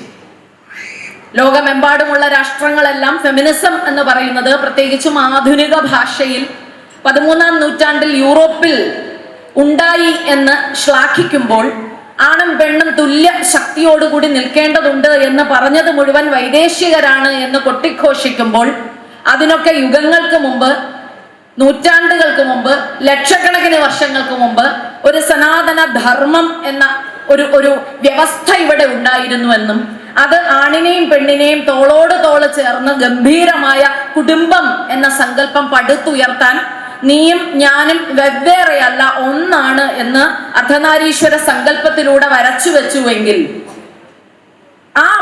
ആ വരച്ചുവെക്കലിനെ ഇന്ന് ചേർത്തൊന്ന് വായിക്കാനാണ് എന്റെ ശ്രമം. ആധുനിക ഭാരതത്തിൽ പെണ്ണെവിടെ നിൽക്കുന്നു, ഫെമിനിസം എവിടെ നിൽക്കുന്നു, പെണ്ണിന്റെ തുല്യതാ നീതി എവിടെ എന്ന് അന്വേഷിക്കുമ്പോൾ ഇന്ന് കാട്ടിക്കൂട്ടുന്ന കോപ്രായങ്ങളുമായി ഇത് തുലനം ചെയ്താൽ മാത്രമേ പെണ്ണിന് കരുത്തെവിടെ എന്ന് തിരിച്ചറിയാൻ സാധിക്കുകയുള്ളൂ. ആണും പെണ്ണും തുല്യം എന്ന് പറയുകയോ അതിനെ തത്തുല്യമായി നിർത്തേണ്ടതില്ല എന്ന് ചെറുപ്രായത്തിൽ തന്നെ എനിക്കറിയാമായിരുന്നു. എനിക്ക് പ്രത്യേകിച്ച് ജ്ഞാനമോ അറിവോ വായനയിലൂടെ ഒന്നും സ്വായത്തമാക്കിയതല്ല. ഒരു പ്രഭാഷണമൊക്കെ കഴിഞ്ഞ് അല്ലെങ്കിൽ ഒരു പ്രസംഗവേദിയിൽ ഒരു പ്രസംഗം നടത്തിയിട്ട് തിരിച്ചിറങ്ങുമ്പോൾ കൂട്ടുകാർ തന്നെ അല്ലെങ്കിൽ ഒപ്പം നിൽക്കുന്ന ആളുകൾ അഭിനന്ദനമായി പറയാറുള്ളത്, നീ ആണിനെ പോലെ സംസാരിക്കുന്നു എന്നാണ്. മിടുക്കായിട്ടാണ് അത് പറയുന്നതെങ്കിലും എന്നെ അത് വല്ലാതെ ലജ്ജിപ്പിച്ചിരുന്നു. ആണിനെ പോലുള്ള ഒരു മിടുക്കല്ല പെണ്ണിന് വേണ്ടത്, മറിച്ച് പെണ്ണത്തം ഘോഷിക്കാനുള്ള കരുത്താണ് അത് അവൾക്ക് അവിടെയുണ്ട്. നമ്മുടെ പൂർവ്വസൂരികൾ അത് പല രീതിയിൽ പറഞ്ഞു തന്നിട്ടുണ്ട്. പ്രാർത്ഥനാ മന്ത്രങ്ങളിൽ തന്നെ 28 വ്യവസ്ഥകളിൽ യാ ദേവി സർവഭൂതേഷു മാതൃരൂപേണ സിദ്ധിരൂപേണ ശ്രദ്ധാരൂപേണ ശക്തി രൂപേണ എന്ന് പറഞ്ഞു തന്നെ വെക്കുന്നുണ്ട്. ആണിനോളം കഴിവ്, ആണിനെ പോലെയാവുക, ആണിന്റെ ഒപ്പം നിൽക്കുക, ഇതിന്റെ ആവശ്യമില്ല. കേമമായ പെണ്ണത്തം ഉണ്ടാകാൻ വേണ്ട ഗംഭീരരായിട്ടുള്ള പൂർവ്വസൂരികൾ നമുക്കുണ്ടായിരുന്നു ആചാര്യ സ്ഥാനത്ത് തന്നെ. ഗാർഗിയും മൈത്രേയും ലോപമുദ്രയും ഒക്കെ അവരുടെ പേരിൽ തന്നെ ചേർത്ത് നിർത്താമെങ്കിലും സാക്ഷാൽ ജ്ഞാനത്തിൻ്റെതായിട്ടുള്ള രഥം തെളിച്ച സാക്ഷാൽ ശങ്കരാചാര്യരെ നേർക്കുനേർ നിർത്തി സംഭ്രമിപ്പിച്ച മണ്ഡനമിശ്രന്റെ ഭാര്യയായ ഉദയഭാരതി അഥവാ ഭാരതിയാണ് എന്നും എൻ്റെ ഐഡിയൽ അഥവാ എൻ്റെ ഐഡൽ അല്ലെങ്കിൽ എൻ്റെ വിഗ്രഹം. ഉദയഭാരതിയുടെ പ്രത്യേകത മണ്ഡനമിശ്രന്റെ അറിവും സാക്ഷാൽ ശങ്കരാചാര്യരുടെ അറിവും തുല്യമായി ഉണ്ട് എങ്കിൽ മാത്രമേ മോഡറേറ്ററിന്റെ സ്ഥാനത്ത് നിൽക്കാൻ ഭാരതിക്ക് സാധിക്കൂ. അതുണ്ടായിരുന്നു എന്നും ദിഗ്വിജയം നേടാനായിട്ടോ സർവജ്ഞ പീഠത്തിലേക്ക് കടന്നു പോകാനോ ശങ്കരാചാര്യർക്ക് സാധിക്കുന്ന ആ ഉരയ്ക്കുന്ന ക്രമമുണ്ടല്ലോ, ആ ക്രമത്തെ പ്രോജ്വലിതമാക്കിയത് തീർച്ചയായും ഭാരതിയുടെ സാന്നിധ്യം തന്നെയെന്നും ശങ്കരാചാര്യരെ മുട്ടുകുത്തിക്കാനോ ചോദ്യത്തിന്റെ മുൾമുലയിൽ നിർത്താനോ അവർക്ക് സാധിച്ചുവെങ്കിൽ പെണ്ണ് എന്ന് പറയുന്നതിനെ, ആചാര്യ എന്ന് പറയുന്നതിനെ അറിവുമായിട്ടാണ് ഭാരതം എന്നും തുലനം ചെയ്തത് എന്ന് കാണാം. നാട്ടിലെ അമ്മ ദൈവങ്ങളെ കൂട്ടിച്ചേർത്ത് വായിച്ചിട്ട് വേണം ഇന്ന് ഇതിലേക്കൊന്ന് വരാൻ. അമ്മ ദൈവങ്ങൾ എന്ന സങ്കല്പം തന്നെ, ദേവതാ സങ്കല്പം തന്നെ വന്നത് ഒരുപക്ഷെ ദേവന്മാർക്ക് ഒരാളെ നിഗ്രഹിക്കാൻ കഴിവില്ലാതെ വരുമ്പോൾ, കരുത്തില്ലാതെ വരുമ്പോൾ അതിന് മേളിലായിട്ട് സമാഹരിച്ച ശക്തി സംഭരിച്ചിട്ട് ഒന്നിനെ, അവരുടെ എല്ലാം സമാഹരിച്ച ഊർജം കരുത്ത് ചേർത്ത് പിടിച്ചുകൊണ്ട് അമ്മയ്ക്ക്, ഭഗവതിക്ക്, ദേവിക്ക് ജന്മം നൽകുന്നു എന്ന സങ്കല്പം. അപ്പോ ആണും പെണ്ണും എന്ന അർത്ഥത്തിൽ അമ്മ എന്നും ഉയരത്തിൽ തന്നെയാണ്. സാക്ഷാൽ സ്വാമി വിവേകാനന്ദൻ അത് ഗംഭീരമായി തന്നെ തൻ്റെ ഷിക്കാഗോ പ്രഭാഷണം തുടങ്ങിയ യൂറോപ്യൻ അമേരിക്കയിലെ ജൈത്രയാത്രയിൽ കാട്ടിത്തരുന്നുണ്ട്. അദ്ദേഹത്തിന്റെ ഗംഭീരമായ പ്രസംഗങ്ങളിൽ അദ്ദേഹത്തിൽ അനുരുക്തയായി ഒരു വിദേശ വനിത സ്വാമിജിയുടെ അടുക്കലേക്ക് പോവുകയും, സ്വാമിജി അവിടുന്ന് എനിക്ക് ഒരു പുത്രനെ നൽകിയാലുമെന്ന് നിർലജ്ജം പറഞ്ഞപ്പോൾ യാതൊരു മടിയും കൂടാതെ സുസ്മേരവദനായി തന്നെ എണീറ്റ് ആ സ്ത്രീയുടെ അടുക്കലേക്ക് പോയി സാഷ്ടാംഗ പ്രണാമം നടത്തിയിട്ട്, അമ്മേ ദേ അവിടുത്തെ സുപുത്രൻ ദാ സ്വീകരിച്ചാലും എന്ന് പറയാൻ ഭുവനേശ്വരി ദേവിയുടെ മകന് സാധിച്ചു എങ്കിൽ ഇതാണ് ഭാരതീയ സംസ്കൃതി ലോകത്തിന് കൊടുക്കുന്ന ശക്തി കേന്ദ്രം, ശക്തിപീഠം. നമ്മുടെ നാട്ടിൽ വെവ്വേറെ ശക്തിപീഠങ്ങൾ ഉള്ളത് ഒക്കെ നമുക്കറിയാം. അത് തീർച്ചയായും എനിക്ക് ശേഷം സംസാരിക്കുന്ന ആളുടെ വിഷയം തന്നെയാണ്. ഞാൻ അതിലേക്ക് കടക്കുന്നില്ല. ഒരു 14 വയസ്സുകാരനായിട്ടുള്ള കുട്ടിയെ ചേർത്ത് പിടിച്ചിട്ട് തന്റെ ശരീരത്തിന്റെ മേൽഭാഗം നഗ്നമാക്കി വെച്ചുകൊണ്ട് സ്ത്രീയുടെ സ്വാതന്ത്ര്യം ഘോഷിക്കപ്പെടുന്ന ഒരു നാട്ടിൽ, ഒരു മണ്ണിൽ നിന്നുകൊണ്ടാണ് ഞാൻ സംസാരിക്കുന്നത്. തന്റെ മകനോട് അവന്റെ മനസ്സിന്റെ സന്ത്രാസങ്ങളിലേക്ക് അവനെ ഇടപെടുത്താൻ വേണ്ടി ശരീരം തന്നെ, സ്വശരീരം ഉപകരണമാക്കി കൊടുക്കുന്ന അമ്മ ലോകത്തിന് എന്ത് സന്ദേശമാണ് കൊടുക്കുന്നത് എന്ന് എനിക്കറിയില്ല. ആദരണീയായ അധ്യക്ഷ ഇവിടെ സംസാരിച്ചപ്പോൾ എങ്ങനെയാണ് ഗർഭകാലം ഒരു അമ്മയ്ക്ക് ദുഃഖകരമാവുന്നതെന്നും ആ ദുഃഖകാലം സുഖേന ജനയത്രി കൊണ്ട് നടക്കുന്നതും കൊണ്ടാടുന്നത് എന്നും പറഞ്ഞപ്പോൾ ഞാൻ ഈ ആധുനിക ജനയത്രികളുടെ ഇത്തരം അപചയത്തെ ഒന്ന് നോക്കിക്കാണുകയാണ്. സാക്ഷാൽ മാതാ അമൃതാനന്ദമയി അമ്മയുടെ രൂപത്തിലായി നമ്മുടെ മുമ്പിൽ അവതരിക്കുമ്പോൾ സ്ത്രീ ശക്തിയായി തന്നെ ഒരുപക്ഷെ നിരക്ഷരമായിട്ടുള്ള ഒരു ഇടം സബാൾട്ടേൺ എന്നോ മാർജിനലൈസ്ഡ് എന്നോ പാർശ്വവൽക്കരിക്കപ്പെടുന്നോ അധസ്ഥിതമെന്നോ നമുക്ക് പേരെടുത്ത് പറയാവുന്ന ഒരു കുലം അവിടെ നിന്ന് പുറത്തേക്ക് വന്നിട്ട് ലോകത്തിന്റെ മുഴുവൻ അമ്മയായി നിൽക്കുന്നുവെങ്കിൽ ആ അമ്മയാണ് ആധുനിക ഭാരതത്തിലെ എൻ്റെ മാതൃക. ആ അമ്മയുടെ അടുക്കലേക്ക്, അമ്മയുടെ മടുത്തട്ട് നമുക്ക് തരുന്ന സുഖം, ശീതളിമ, സന്തോഷം, കരുത്ത്, തുണ മറ്റൊരിടത്തും കിട്ടില്ല. ആ അമ്മ ചേർത്ത് പിടിക്കുമ്പോൾ, ആ അമ്മയുടെ ചെവിയിൽ തന്നെ അല്ലെങ്കിൽ അമ്മയുടെ നെഞ്ചിലേക്ക് ചേർന്ന് നിന്നുകൊണ്ട് നമ്മുടെ ദുഃഖങ്ങൾ കണ്ണീരുകളായി ഞാനും നിങ്ങളും ഒഴുക്കി വിടുമ്പോൾ അത് നമുക്ക് തരുന്ന ആധുനിക ഭാരതത്തിലെ സ്ത്രീയായ ശക്തമായ സന്ദേശമാണ്. UN-ലേക്ക് അമ്മയ്ക്ക് ചെല്ലാൻ സാധിക്കുന്നതും അവിടങ്ങളിലെല്ലാം കൃത്യമായ രേഖപ്പെടുത്തലുകൾ, കയ്യൊപ്പ് രേഖപ്പെടുത്താൻ അമ്മയ്ക്ക് സാധിക്കുന്നു എന്നുണ്ടെങ്കിൽ അത് ആധുനികതയിലെ കൃത്യമായ പെൺസങ്കല്പമാണ് എന്ന് പറയാതെ വയ്യ. ഇന്നത്തെ ഭാരതത്തിനെ ഒന്ന് നോക്കുക. ആധുനിക ലോകത്ത് കൽപ്പന ചൗള പോയത് വിദേശത്തു നിന്നാണെങ്കിലും ഭാരതീയാണ് എന്നതുകൊണ്ട് ചേർത്ത് പിടിക്കുന്നു നാം. സുനിത വില്യംസ് അതിന് രക്തസാക്ഷിയുടേതായിട്ടുള്ള ഒരു പരിച്ഛേദം കൽപ്പന ചൗളയ്ക്കുള്ളതുപോലെ തന്നെ സുനിത വില്യംസിനില്ല, പാതി ഭാരതീയാണ് എന്ന് പറഞ്ഞ് നാം വെക്കുമ്പോൾ ആ ഭൂഗോളങ്ങളെ എടുത്ത് അമ്മാനമാടുന്ന പ്രക്രിയയിലും ആധുനിക പെണ്ണിന്റെ പങ്കാളിത്തം നമുക്ക് കാണാൻ സാധിക്കും. സ്പോർട്സ് മേഖലയിലായാലും മുമ്പന്തിയിൽ നിൽക്കുന്നത് സ്ത്രീജനങ്ങളെ, പ്രത്യേകിച്ചും ഭാരതത്തിലെ സ്ത്രീജനങ്ങളെ കാണാം. ഞാൻ വിചാരിക്കുന്നു ആധുനിക ഭാരതം മുന്നിൽ തന്നെ സ്ത്രീകളെ നിർത്തുന്നതിന്റെ ഏറ്റവും ശക്തമായ ഉദാഹരണമാണ് ജനുവരി 26 നമ്മുടെ റിപ്പബ്ലിക് ദിന പരേഡ്. പെണ്ണിന്റെ കരുത്തിനെ പറ്റി, പെണ്ണത്തം എന്താണ് എന്ന് കൃത്യമായി തന്നെ പല രൂപത്തിൽ അവതരിപ്പിച്ചപ്പോൾ സാധ്യമല്ലാത്തതൊന്നുമില്ല പെണ്ണിന് എന്ന്, സ്ത്രീക്ക് എന്ന് ഉറക്കെ പ്രഖ്യാപിക്കുന്ന, എന്റെയും നിങ്ങളുടെയും ഒക്കെ ആത്മവിശ്വാസം വർദ്ധിപ്പിക്കുന്ന ഒരു ഇനം തന്നെയായിരുന്നു, ഒരു ഇടം തന്നെയായിരുന്നു അത്. ഇന്ന് നാം നേരിടുന്ന ഏറ്റവും വലിയ വെല്ലുവിളി, പ്രത്യേകിച്ചും അമ്മമാർ നേരിടുന്ന ഏറ്റവും വലിയ വെല്ലുവിളി, കുന്തിയും ഗാന്ധാരിയും നമുക്കിടയിൽ തന്നെ വ്യാപരിക്കുന്നു എന്നത് തന്നെയാണ്. കണ്ണുകെട്ടപ്പെടുന്ന അമ്മമാർ എന്താണ് ചെയ്യേണ്ടത്, എങ്ങനെയാണ് പെരുമാറേണ്ടത് എന്നറിയാത്ത, എങ്ങനെയാണ് കുട്ടികളെ വളർത്തേണ്ടത് എന്ന് തിരിച്ചറിയാത്ത, എത്ര നാര്യസ്തു പൂജ്യന്തേ, അവിടെയാണ് അമ്മമാർ അല്ലെങ്കിൽ അവിടെയാണ് ദേവതമാർ രമിക്കുന്നത്, അല്ലാത്ത ഇടമെല്ലാം പിശാചുക്കളുടെ ഇടമോ അസുരന്മാർ വാഴുന്ന ഇടമോ ആണ് എന്ന തിരിച്ചറിവില്ലാതെ മക്കൾ ചെയ്യുന്ന കുറ്റമോ സമൂഹത്തിലെ അനീതികളോ സമൂഹത്തിലെ ദുർവ്യവസ്ഥകളോ കാണാതെ പോവുകയോ കണ്ടില്ല എന്ന് നടിക്കുകയോ ചെയ്ത് കുട്ടികളെ തന്നെ കുരുതി കൊടുക്കുന്ന അമ്മമാരെ നാം കാണുന്നു. അധ്യക്ഷ, കൊല്ലുന്ന മക്കളെ പറ്റി പറഞ്ഞപ്പോൾ ഞാൻ കൊല്ലുന്ന അമ്മമാരെ പറ്റി അവിടെ നിന്ന് ചിന്തിക്കുകയാണ്. അമ്മ എന്നത് ഒരു സാന്ത്വനമായി തന്നെ നാം നോക്കി നിൽക്കെ ആധുനിക ലോകത്ത് ഭയപ്പെടുത്തുന്ന ദൃശ്യങ്ങൾ ധാരാളമുണ്ട്. ഫെമിനിസം എന്നത് 13ാം നൂറ്റാണ്ടെന്നും യൂറോപ്യൻ എന്നും ഞാൻ പറഞ്ഞത് എല്ലാം അവിടെ നിന്ന് കോപ്പി ചെയ്യാൻ, എല്ലാം അവിടെ നിന്ന് കടമെടുക്കാൻ, അതാണ് കേമം എന്ന് കണ്ട 200 വർഷത്തെ അടിമ വ്യവസ്ഥതയിൽ ഇന്നും കുഞ്ഞിപ്പോയ നട്ടല്ലുകൾ നിവർത്തിപ്പിടിക്കാൻ സാധിക്കാത്ത ലോകത്തിന് സംഭവിച്ച അപജയമാണ്. പാശ്ചാത്യ ലോകം കാട്ടിക്കൂട്ടുന്ന എല്ലാ വിക്രിയകളും അതുപോലെ തന്നെ കീഴടക്കാൻ ശ്രമിച്ചപ്പോൾ അമ്മ എന്ന് പറയുന്നത് കേവലം ഉപഭോഗ വസ്തുവായോ, അമ്മ എന്ന് പറയുന്നത് കേവലം ഒരു കമോഡിറ്റി ആയോ മാറുന്നത് നാം ഇവിടെ കാണുന്നുണ്ട്. അതുകൊണ്ടാണ് തൻ്റെ ഇതര വിവാഹ ഏതര ബന്ധത്തിന് തടസ്സം നിൽക്കുന്ന കുഞ്ഞിനെ നിഷ്കരുണം കൊല്ലാൻ അമ്മമാർക്ക് സാധിക്കുന്നത് ആധുനിക ലോകത്ത്.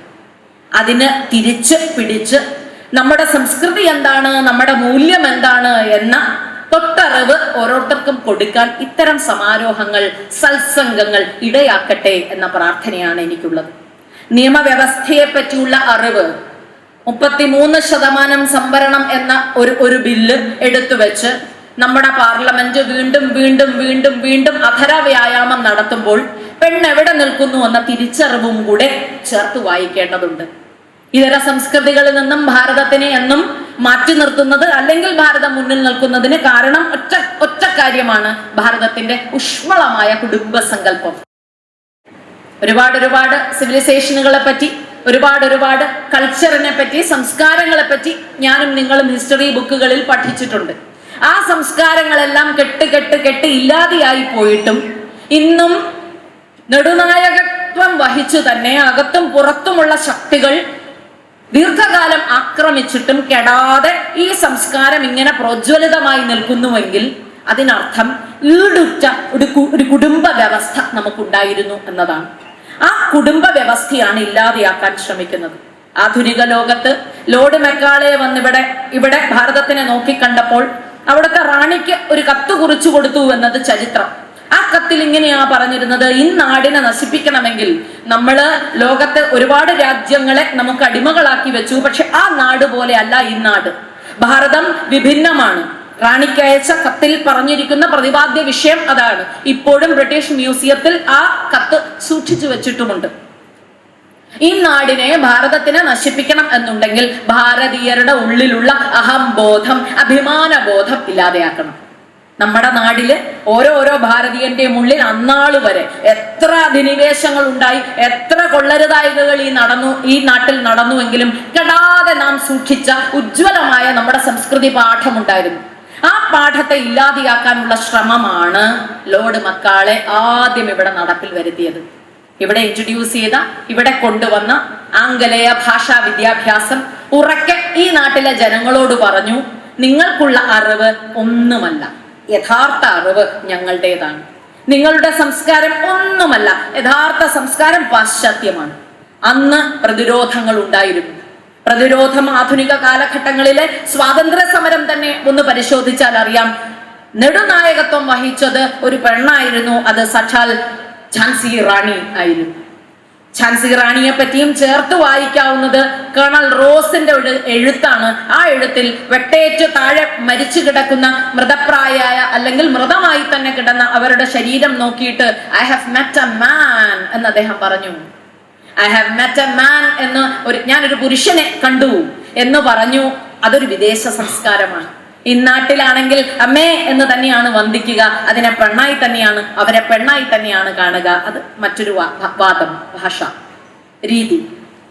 അപ്പോ ഝാൻസി റാണിയെ ചേർത്ത് ഞാനിത് വായിക്കാൻ ശ്രമിക്കുന്നത്, ആധുനിക ഭാരതത്തിൽ ഇന്ന് ഞാനും നിങ്ങളും നേരിടുന്ന വെല്ലുവിളികളിൽ ഭൂരിപക്ഷവും അന്ന് ലോർഡ് മെക്കാളെ 200 വർഷമേ ഉള്ളൂ, 200 വർഷത്തിന്റെ മാത്രം വ്യത്യാസം, അല്ലെങ്കിൽ 2 or 3 നൂറ്റാണ്ടിന്റെ വ്യത്യാസം.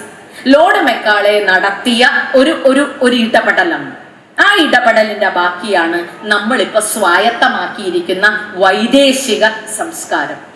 കുടുംബത്തിൽ നിലവിളക്ക് കത്തിച്ചു വെച്ചിട്ടല്ല ഒരു പിറന്നാൾ ആഘോഷം.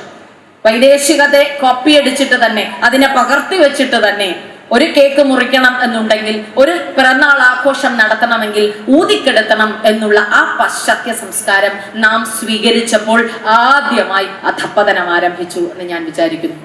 അമ്മമാർ തിരിച്ചു പിടിക്കേണ്ടത്, സ്ത്രീകൾ മനസ്സിലാക്കിയെടുക്കേണ്ടത്, തങ്ങളുടേതായിട്ടുള്ള ഇടങ്ങൾ അവർ കണ്ടെത്തണമെങ്കിൽ അത് ലീഗലായിട്ടുള്ള അഥവാ നിയമപരമായിട്ടുള്ള കാര്യങ്ങളാണെങ്കിലും സാമൂഹികമായും സ്ത്രീക്ക് കൊടുക്കുന്ന നീതി ന്യായ വ്യവസ്ഥയുടെ പരിരക്ഷയെ പറ്റിയുള്ള ജ്ഞാനമാണെങ്കിലും അല്ലാതെ തന്നെയുള്ള സ്ത്രീയെ പറ്റിയുള്ള സമൂഹത്തെ പറ്റിയുള്ള അറിവുകൾ ആണെങ്കിലും സ്ത്രീക്ക് എന്തുകൊണ്ട് നിഷേധിക്കപ്പെടുന്നു എന്ന് വെച്ചാൽ അതിന്റെ അർത്ഥം ഈ യൂറോപ്യൻ കോൺസെപ്റ്റ് അല്ലെങ്കിൽ ഈ ഒരു പാശ്ചാത്യ ചിന്താഗതി എന്റെയും നിങ്ങളുടെയും ഉള്ളിലേക്ക് വന്നു പോയത് കൊണ്ടാണ്. അതിനെ തിരിച്ചു പിടിക്കാൻ ഇത്തരം സമാരോഹങ്ങൾക്ക് സാധിക്കട്ടെ. ഈ അടുത്ത ദിവസം ഒരു സ്പിരിച്വാലിറ്റിയെ പറ്റി, ആധ്യാത്മികതയെ പറ്റി സംവദിച്ച ലന എന്ന് പറയുന്ന ഒരു ചലച്ചിത്ര താരം നേരിടേണ്ടി വന്ന അവമതിയെ കുട്ടിയും ചേർത്ത് പറയട്ടെ. ഭാരതാംബയായി വേഷം ഇട്ട ഒരു ചലച്ചിത്ര താരത്തിന് കേൾക്കേണ്ടി വന്ന പഴിയുടെ ബാക്കി ചേർത്താണ് ഇത് വായിക്കേണ്ടത്. ഭാരതീയമായ എന്തിനെ പറ്റിയും, സനാതനധർമ്മത്തിന്റെ വേരുകളുള്ള എന്തിനെ പറ്റിയും ആര് പറഞ്ഞാലും അത് നികൃഷ്ടാണെന്ന് പറഞ്ഞു കൊടുക്കാവുന്ന ഒരു വൈദേശിക സംസ്കാരം 1600 എന്ന് പറയുന്ന 1600 എന്ന് പറയുന്ന നൂറ്റാണ്ടിൽ ഇവിടെ ഈസ്റ്റ് ഇന്ത്യ കമ്പനി സ്ഥാപിതമായപ്പോ കൊണ്ടുവന്നത് ഇപ്പോഴും അനുവർത്തിച്ചു വെച്ചിട്ടുണ്ട്. മറ്റു മതങ്ങളെ പറ്റി പറയില്ലേ, അതൊന്നും നമ്മുടെ വിഷയമല്ല. കാരണം എല്ലാറ്റിനെയും സ്വന്തമായി സ്വീകരിച്ച ഒരു തതിയാണ് നാം എന്നും അങ്ങനെ തന്നെയായിരുന്നു. പക്ഷേ എന്റെ ധർമ്മത്തെ പറ്റി, എന്റെ ധർമ്മം തന്നെയാണ് എന്നെ രക്ഷിക്കുക എന്നാണ് ഉറക്കെ നമ്മുടെ അർത്ഥവാക്യം. ഇതിനെ മതം എന്നല്ല പറയുക, മറിച്ച് ധർമ്മവ്യവസ്ഥയാണ്. അതുകൊണ്ട് തന്നെയാണ് പഞ്ചകന്യമാർ എന്ന് മഹാഭാരതവും രാമായണവും ചേർത്ത ഇതിഹാസം ഇത് ഇവിടെ സംഭവിച്ചു എന്ന അർത്ഥത്തിൽ തന്നെ പറയുന്നതിൽ സിലക്ഷൻ നടത്തിയിരിക്കുന്ന, തിരഞ്ഞെടുക്കൽ നടത്തിയിരിക്കുന്ന 5 സ്ത്രീകളെ കേന്ദ്രീകരിച്ചാൽ അവരുടെ ജീവിതം നോക്കിയാൽ തന്നെ തിരിച്ചറിയാൻ സാധിക്കുന്നത്. പക്ഷേ വിദേശികളുടെ രംഗപ്രവേശത്തോടുകൂടി, പ്രത്യേകിച്ചും ഇംഗ്ലീഷുകാരുടെ രംഗപ്രവേശത്തോടുകൂടി നമ്മെ തോപ്പിക്കാൻ, ഇല്ലാതെയാക്കാൻ അവർ നടത്തിയ കടന്നുകയറ്റത്തിന്റെ ബാക്കിയാണ് ഇന്നും പാശ്ചാത്യ സംസ്കാരമാണ് കേമം എന്ന തിരിച്ചറിവ്. ഞാനൊരു കോളേജിൽ 28 വർഷമായി പ്രവൃത്തിയെടുക്കുന്നു. 18-നും 23-നും ഇടയ്ക്ക് പ്രായമുള്ളവരെ കാണുന്നു. ആണ് പെണ്ണാകുന്നതും പെണ്ണാണാകുന്നതും വേഷവിധാനത്തിലൂടെ, ശരീരത്തിന്റെ രൂപപ്പെടുത്തലിലൂടെ കണ്ടുകൊണ്ടേയിരിക്കുന്നു. കമ്മലിടുന്നത്, മാലയിടുന്നത്, കൺമഷി എഴുതുന്നത്, പൊട്ട് കുത്തുന്നത്, മേക്കാത് കുത്തുന്നത്, മുക്കുത്തി കുത്തുന്നത് ഒക്കെ ആണിന്റെ സ്വന്തം ആയി മാറിയിട്ട്, തലമുടി വളർത്തുന്നത് ഒക്കെ ആയിട്ട് ജെൻഡറിനെ പൊളിക്കുക എന്നുള്ള തത്വം ശരിയോ തെറ്റോ വിവക്ഷിക്കേണ്ടതാണ്. പക്ഷേ അത് നമ്മെ പഠിപ്പിക്കുന്ന, പറയാതെ പഠിപ്പിക്കുന്ന ഒരു പാഠമുണ്ട്. അത് പാശ്ചാത്യ പാഠമാണ്. ആ പാഠം തീർച്ചയായും ആധുനിക ക്രമത്തിൽ, ആധുനിക ഭാരതത്തിൽ ഇടപെടൽ നടത്തേണ്ട സ്ത്രീകളുടെ നട്ടെല്ല് നിവർത്തി തന്നെ പിടിക്കേണ്ടതുണ്ട്, കരുപിടിപ്പിക്കേണ്ടതുണ്ട്. നമ്മുടെ ധർമ്മത്തിനെ സമാഹരിക്കുന്നത് വഴി, നമ്മുടെ സംസ്കൃതിയെ സ്വീകരിക്കുന്നത് വഴി, നമ്മുടെ സംസ്കൃതിയുടെ മറഞ്ഞു കിടക്കുന്ന മുത്തുകൾ തിരിച്ചറിയുന്നത് വഴി, അത് കർമ്മപാതയിൽ രേഖപ്പെടുത്തുന്നത് വഴി ഇന്നാട്ടിലെ പ്രോജ്വലിത വ്യക്തിത്വങ്ങളാകാൻ ഓരോ അമ്മയ്ക്കും ഓരോ സ്ത്രീക്കും കഴിയട്ടെ. കാരണം സ്ത്രീ വളർന്നു വലുതാകുമ്പോഴാണ്, അവൾ വികസിക്കുമ്പോഴാണ് ഒരുപക്ഷെ നാട് വികസിക്കുക. നന്ദി, നമസ്കാരം. നമസ്കാരം. ഓണറബിൾ ജാർഖണ്ഡ് ഗവർണർ സർ, വേദിയിലിരിക്കുന്ന മറ്റ് വിശിഷ്ട വ്യക്തികൾ, ഇന്നിവിടെ വന്നു ചേർന്നിരിക്കുന്ന എല്ലാവർക്കും, പ്രത്യേകിച്ച് ഈ സദസ്സിലെ സ്ത്രീ ശക്തിക്ക് എൻ്റെ പ്രണാമം. ഗവർണർ സർക്ക് പെട്ടെന്ന് പോകേണ്ടതുള്ളത് കാരണം കുറച്ച് ചുരുക്കി പറയാമെന്ന് ഞാൻ വിചാരിക്കുന്നു. പക്ഷെ ഞാൻ എന്ത് ഭാവമാണോ കമ്മ്യൂണിക്കേറ്റ് ചെയ്യാൻ ഉദ്ദേശിക്കുന്നത് എന്ന് ലിമിറ്റഡ് വേർഡ്സിലൂടെ ചെയ്യാൻ സാധിക്കും എന്ന് ഞാൻ പ്രാർത്ഥിക്കുന്നു. And I hope that happens. സമൂലമായ മാറ്റങ്ങളിലൂടെ കടന്നു പോകുന്ന ഒരു ലോകത്തിനാണ് നമ്മൾ സാക്ഷ്യം വഹിക്കുന്നത്. അതിൽ 50% മാനവരാശിയുടെ ഒരു കോൺട്രിബ്യൂഷനും സംഭാവനയും എന്തായിരിക്കും എന്നുള്ളത് വളരെ പാഷനറ്റ് ആയിട്ടുള്ള ഒരു ചർച്ചയ്ക്ക് കാരണമാണ്. ശരിക്കും സ്ത്രീ ശാക്തീകരണത്തെ നമ്മൾ വീക്ഷിക്കുന്നത് ഇന്നത്തെ ഒരു കാലഘട്ടത്ത് ശരിക്കും പറഞ്ഞു കഴിഞ്ഞാൽ ഒരു വെസ്റ്റേൺ ടെംപ്ലേറ്റില് ഉദിച്ചിരിക്കുന്ന ഫെമിനിസം, ഞാൻ നേരത്തെ പറഞ്ഞതുപോലെ ഫെമിനിസം എന്ന ഒരു ഐഡിയോളജിയിൽ നിന്നാണ്. ശരിക്കും ഫെമിനിസം എന്ന് പറയുന്നത് നമ്മളൊരു ബ്ലാങ്കറ്റ് ടേം ആയിട്ട് ഇങ്ങനെ ഉപയോഗിക്കുമെങ്കിലും അത് പല കാലഘട്ടങ്ങളിലായിട്ട് ഉദിച്ച ഒരു പ്രത്യയ ശാസ്ത്രമാണ്. 1840-കളിലും 50-കളിലും ഒരു വോട്ടവകാശ പ്രസ്ഥാനമായിട്ടാണ് ആദ്യത്തെ ഒരു ഫസ്റ്റ് വേവ് ഓഫ് ഫെമിനിസം സംഭവിക്കുന്നത്. പിന്നീട് മറ്റ് വേവുകൾ സംഭവിച്ചിട്ടുണ്ട്. സെക്കൻഡ് വേവ് ഓഫ് ഫെമിനിസം 1960-കളിൽ സംഭവിച്ചതാണ്. അതിൽ തന്നെ ഒരുപാട് സമ്പ്രദായങ്ങൾ കാണാനുണ്ട്. ഒരു റിഫോമിസ്റ്റ് ആയിട്ടുള്ള ഈക്വൽ റൈറ്റ്സ്, തുല്യ അവകാശങ്ങൾക്ക് വേണ്ടിയുള്ള ഒരു ഫെമിനിസ്റ്റ് പ്രസ്ഥാനം ഉണ്ടായിട്ടുണ്ട്. ക്യാപിറ്റലിസ്റ്റ് മോഡ് ഓഫ് പ്രൊഡക്ഷനെ അറ്റാക്ക് ചെയ്യുന്ന രീതിയിൽ ഉള്ള ഒരു സമ്പ്രദായമുണ്ട്. അത് വന്ന് ഒരു റാഡിക്കൽ ഫെമിനിസവും വളരെ അതിന്റെ എക്സ്ട്രീം ഫോംസും ആ ഒരു സ്വഭാവം ഉണ്ടാവുന്ന ഫെമിനിസം, ഒരു കംപ്ലീറ്റ് സെക്ഷൽ റെവല്യൂഷൻ തന്നെ നടക്കണം എന്ന് പറയുന്ന ഒരു ഫെമിനിസ്റ്റ് പ്രസ്ഥാനം ഉണ്ടായിട്ടുണ്ട്. അടിസ്ഥാനപരമായി 2 തീമുകൾ നമുക്ക് ഇതിലെല്ലാം കാണാം. ഒന്ന്, ഏതൊരു സമൂഹത്തിലും ഒരു ലിംഗ അസമത്വം ഉണ്ട് എന്നുള്ള ഒരു ആക്സെപ്റ്റൻസും, മറ്റൊന്ന് എന്താണെന്ന് വെച്ചാൽ പുരുഷ മേധാവിത്വം അത് ടേൺ ചെയ്യാൻ സാധിക്കുമെന്നും അതെന്തായാലും ചെയ്യേണ്ടിയിരിക്കുന്ന ഒരു കാര്യമാണ് എന്നും ആണ്. പക്ഷെ ഏതൊരു ഐഡിയോളജിയും ഒരു പ്രത്യയശാസ്ത്രവും നമ്മൾ പരിശോധിക്കുകയാണെങ്കിൽ നമ്മൾ അതിന്റെ ഒരു ബാക്ക്ഗ്രൗണ്ട് നോക്കണം എന്താണ് എന്നുള്ളത്. ഇത് വെസ്റ്റേൺ സൊസൈറ്റീസിൽ ഉത്ഭവിച്ചതാണ്. അവിടെ എന്തായിരുന്നു സ്ത്രീനോടുള്ള ഒരു അപ്രോച്ച്? ഒരു ഉദാഹരണം പറയാം. അവിടെ പാശ്ചാത്യ മധ്യകാല ചരിത്രം ഒന്ന് നമ്മൾ പരിശോധിച്ചു കഴിഞ്ഞാൽ ഒരു പുസ്തകമുണ്ട്, മാലിയോസ് മാലിഫിക്കാറും, ഹാമർ ഓഫ് വിച്ചസ്. വിച്ചസ് ആരാണ്? ഈ വിച്ച് എന്ന് പറയുന്നത് മുദ്ര കുത്തുന്ന ഒരു സ്ത്രീയെ വളരെ ഹീനമായ രീതിയിൽ ടോർച്ചർ ചെയ്ത് ഇല്ലാതെയാക്കുന്ന ഒരു പ്രവണത ഉണ്ടായിരുന്നു. വിച്ച് ശരിക്കും ആരാണ്? ആരെയാണ് ഈ വിച്ചായിട്ട് മുദ്ര കുത്തുന്നത്? ഏതെങ്കിലും തരത്തിലുള്ള പുരാതന ജ്ഞാന സമ്പ്രദായത്തിന്റെ കാത്തുസൂക്ഷിപ്പുകാരായിരുന്നിരിക്കും അവരെയാണ് ഈ പുസ്തകത്തിൽ ഹീനമായ രീതിയിൽ എത്ര ടോർച്ചറസ് ആയിട്ട് കൊല്ലാം എന്ന് ഒരുപാട് മെത്തേഡ്സ് പറഞ്ഞിരിക്കുന്ന ഒരു പുസ്തകമാണ്. അപ്പം ഇത് ഇങ്ങനെ ഒരു പശ്ചാത്തലം അവിടെ ഉണ്ട്. അതിൽ നിന്നാണ് ഈ നമ്മൾ മനസ്സിലാക്കേണ്ട ഒരു കാര്യം, യാതനയിൽ നിന്ന് ഉത്ഭവിക്കുന്ന ഒരു പ്രതികരണം തീർച്ചയായിട്ടും പീഡിപ്പിക്കപ്പെട്ട മനസ്സുകളുടെ വെമ്പലാണത്. പക്ഷേ അത് പൊതുസമൂഹത്തിന് ഒരു സന്തുലനം തരുന്ന ന്യായ വ്യവസ്ഥയിലേക്ക് അത് നീങ്ങുമോ എന്ന് ചർച്ച ചെയ്യപ്പെടേണ്ട ഒരു വിഷയമാണ്. അത് നമ്മൾക്ക് അത് ഉറപ്പാക്കാൻ സാധിക്കുമോ എന്ന് പറയാൻ പറ്റില്ല. ഭാരതത്തിലും ഒരുപാട് നിഷ്ഠൂരമായ അധിനിവേശങ്ങളും കോളനിവൽക്കരണവും നടന്നതിന്റെ ഭാഗമായി നമ്മൾക്കറിയാം, ഘൂംഘട്ട് പോലെയുള്ള ഒരുപാട് ആചാരങ്ങൾ കടന്നു വന്നിട്ടുണ്ട്. അത് സാമൂഹികമായിട്ടുള്ള ആചാരങ്ങളായിട്ട് രൂപാന്തരപ്പെട്ടിട്ടുണ്ട്. മുഖം മറയ്ക്കുന്നതും ഇതെല്ലാം ഒരുപാട് ഉദാഹരണങ്ങളുണ്ട്. സിമോൺ ഡി ബുവർ എന്ന് പറയുന്ന ഒരു ഫോമോസ്റ്റ് ഫെമിനിസ്റ്റ് തിങ്കറാണ്. അവരുടെ ഒരു പാത്ത് ബ്രേക്കിംഗ് പുസ്തകത്തിൽ അവർ കോട്ട് ചെയ്തിരിക്കുന്ന ഒരു വചനം എന്താണെന്ന് വെച്ചാൽ, men make gods and women worship them. പുരുഷന്മാർ ദൈവങ്ങളെ സൃഷ്ടിക്കുന്നു, സ്ത്രീകൾ അവരെ പ്രാർത്ഥിക്കുന്നു. മറ്റൊരു famous സ്ലോഗനാണ് where are the women? സ്ത്രീകൾ എവിടെ? പക്ഷെ ഒരു ഭാരതീയ പെർസ്പെക്റ്റീവ് നമ്മൾ അത് നോക്കിക്കഴിഞ്ഞാൽ ഈ ഒരു ചോദ്യത്തിന് ശരിക്കും പറഞ്ഞാൽ എത്ര അളവിലാണ് പ്രസക്തി ഉള്ളത്? Where are the women? നമ്മളുടെ എല്ലാ സങ്കല്പത്തിലും സ്ത്രീയല്ലേ? പ്രകൃതി സ്ത്രീയാണ്, നദി സ്ത്രീയാണ്, ശക്തി സ്ത്രീയാണ്, സമ്പത്ത് സ്ത്രീയാണ്, ജ്ഞാനം വിജ്ഞാനം ഇതെല്ലാം സ്ത്രീ സങ്കല്പങ്ങളാണ്. നമ്മളുടെ ചരിത്രം ഒന്ന് കോളനിവൽക്കരിച്ച് ആ ഒരു മനസ്സൊന്ന് മാറ്റി നിർത്തി നമ്മളുടെ പുരാതന ചരിത്രം ഒന്ന് പരിശോധിച്ച് നോക്കിക്കഴിഞ്ഞു കഴിഞ്ഞാൽ, മാൻകൈൻഡ്സ് ഓൾഡസ്റ്റ് ലിറ്ററേച്ചർ എന്ന് പറയുന്ന ഋഗ്വേദത്തിൽ തന്നെ ഇന്റലക്ച്വൽ കപ്പാസിറ്റി വിളിച്ചോതുന്ന ഒരുപാട് ഉദാഹരണങ്ങളുണ്ട്. 30ഓളം ഋഷികന്മാരുടെ രേഖ ഉണ്ട്.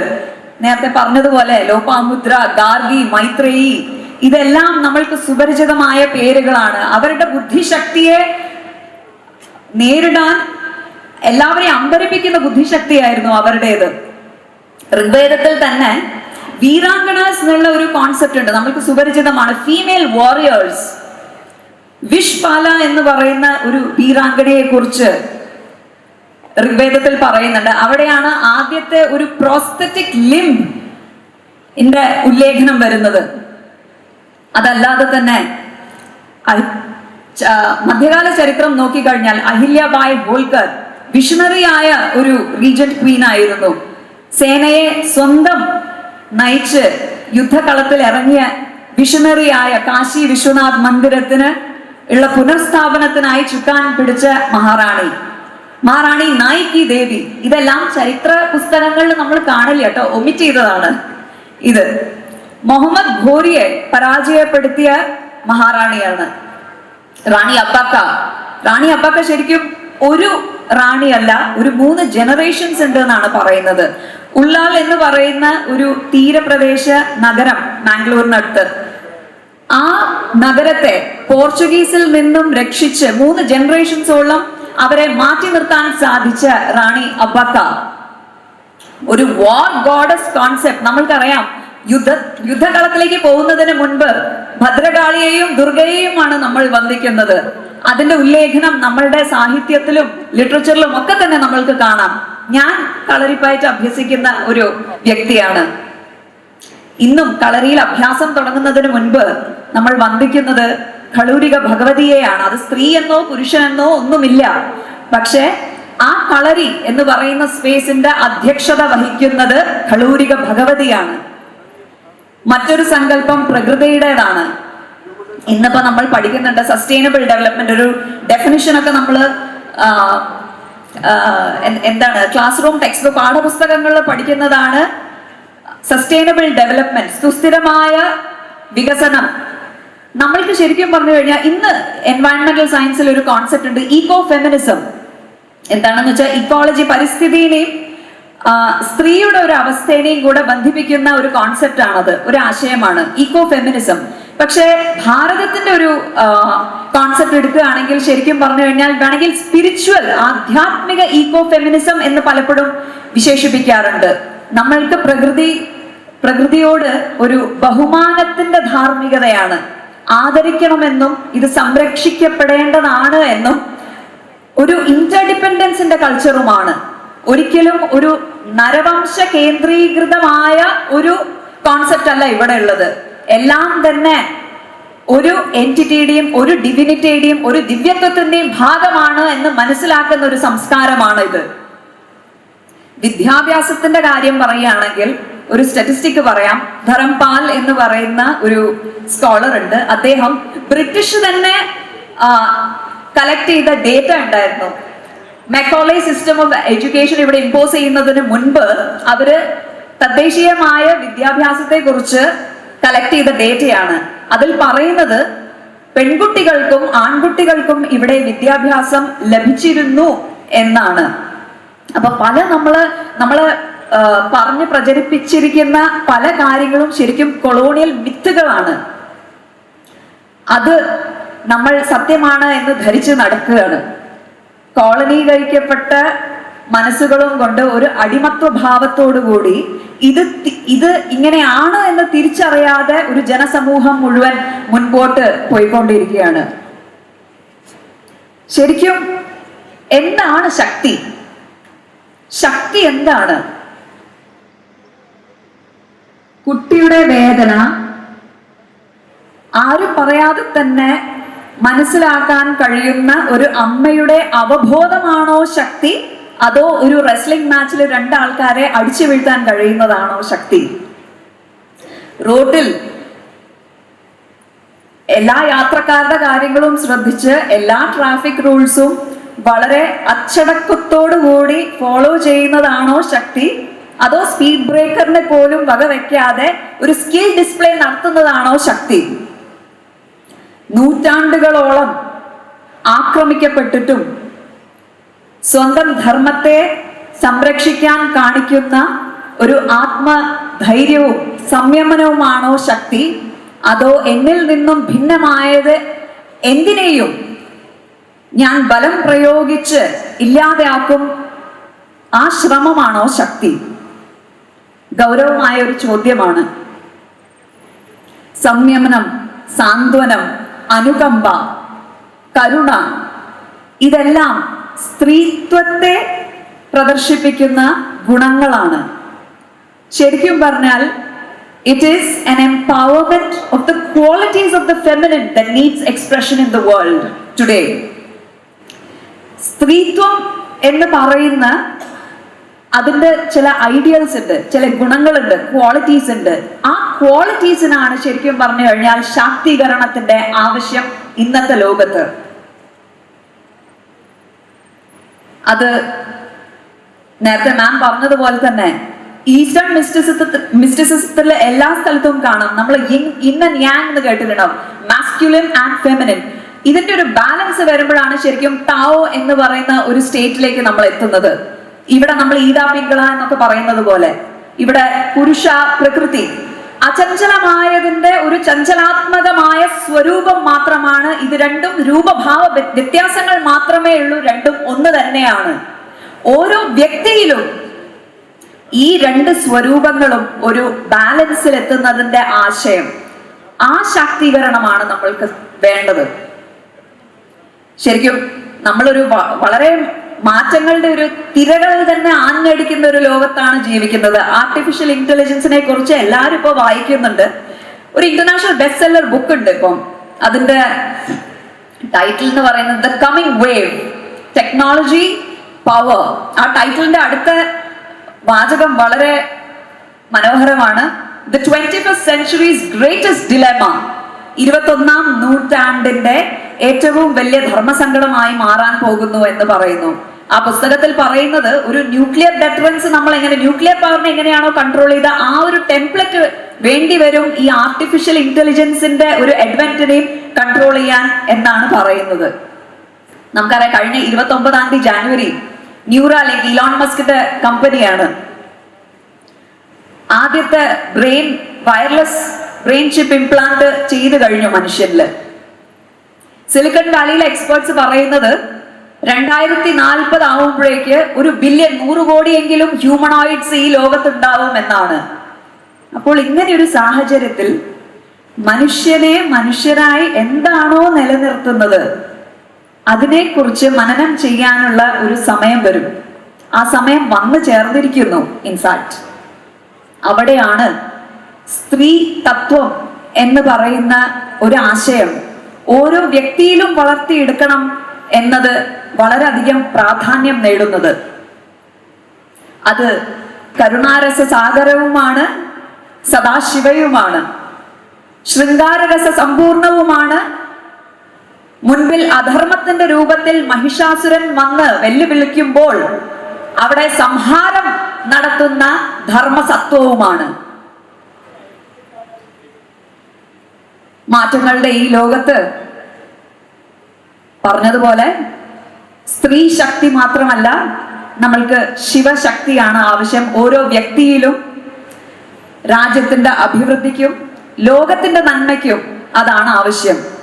ഭാരതത്തിന്റെ അഭിമാനമായ ചന്ദ്രയാൻ, അവിടെ ചന്ദ്രനിൽ ഒരു കാൽ പതിപ്പിച്ച പോയിന്റ് ഉണ്ട്, ശിവശക്തി പോയിന്റ്.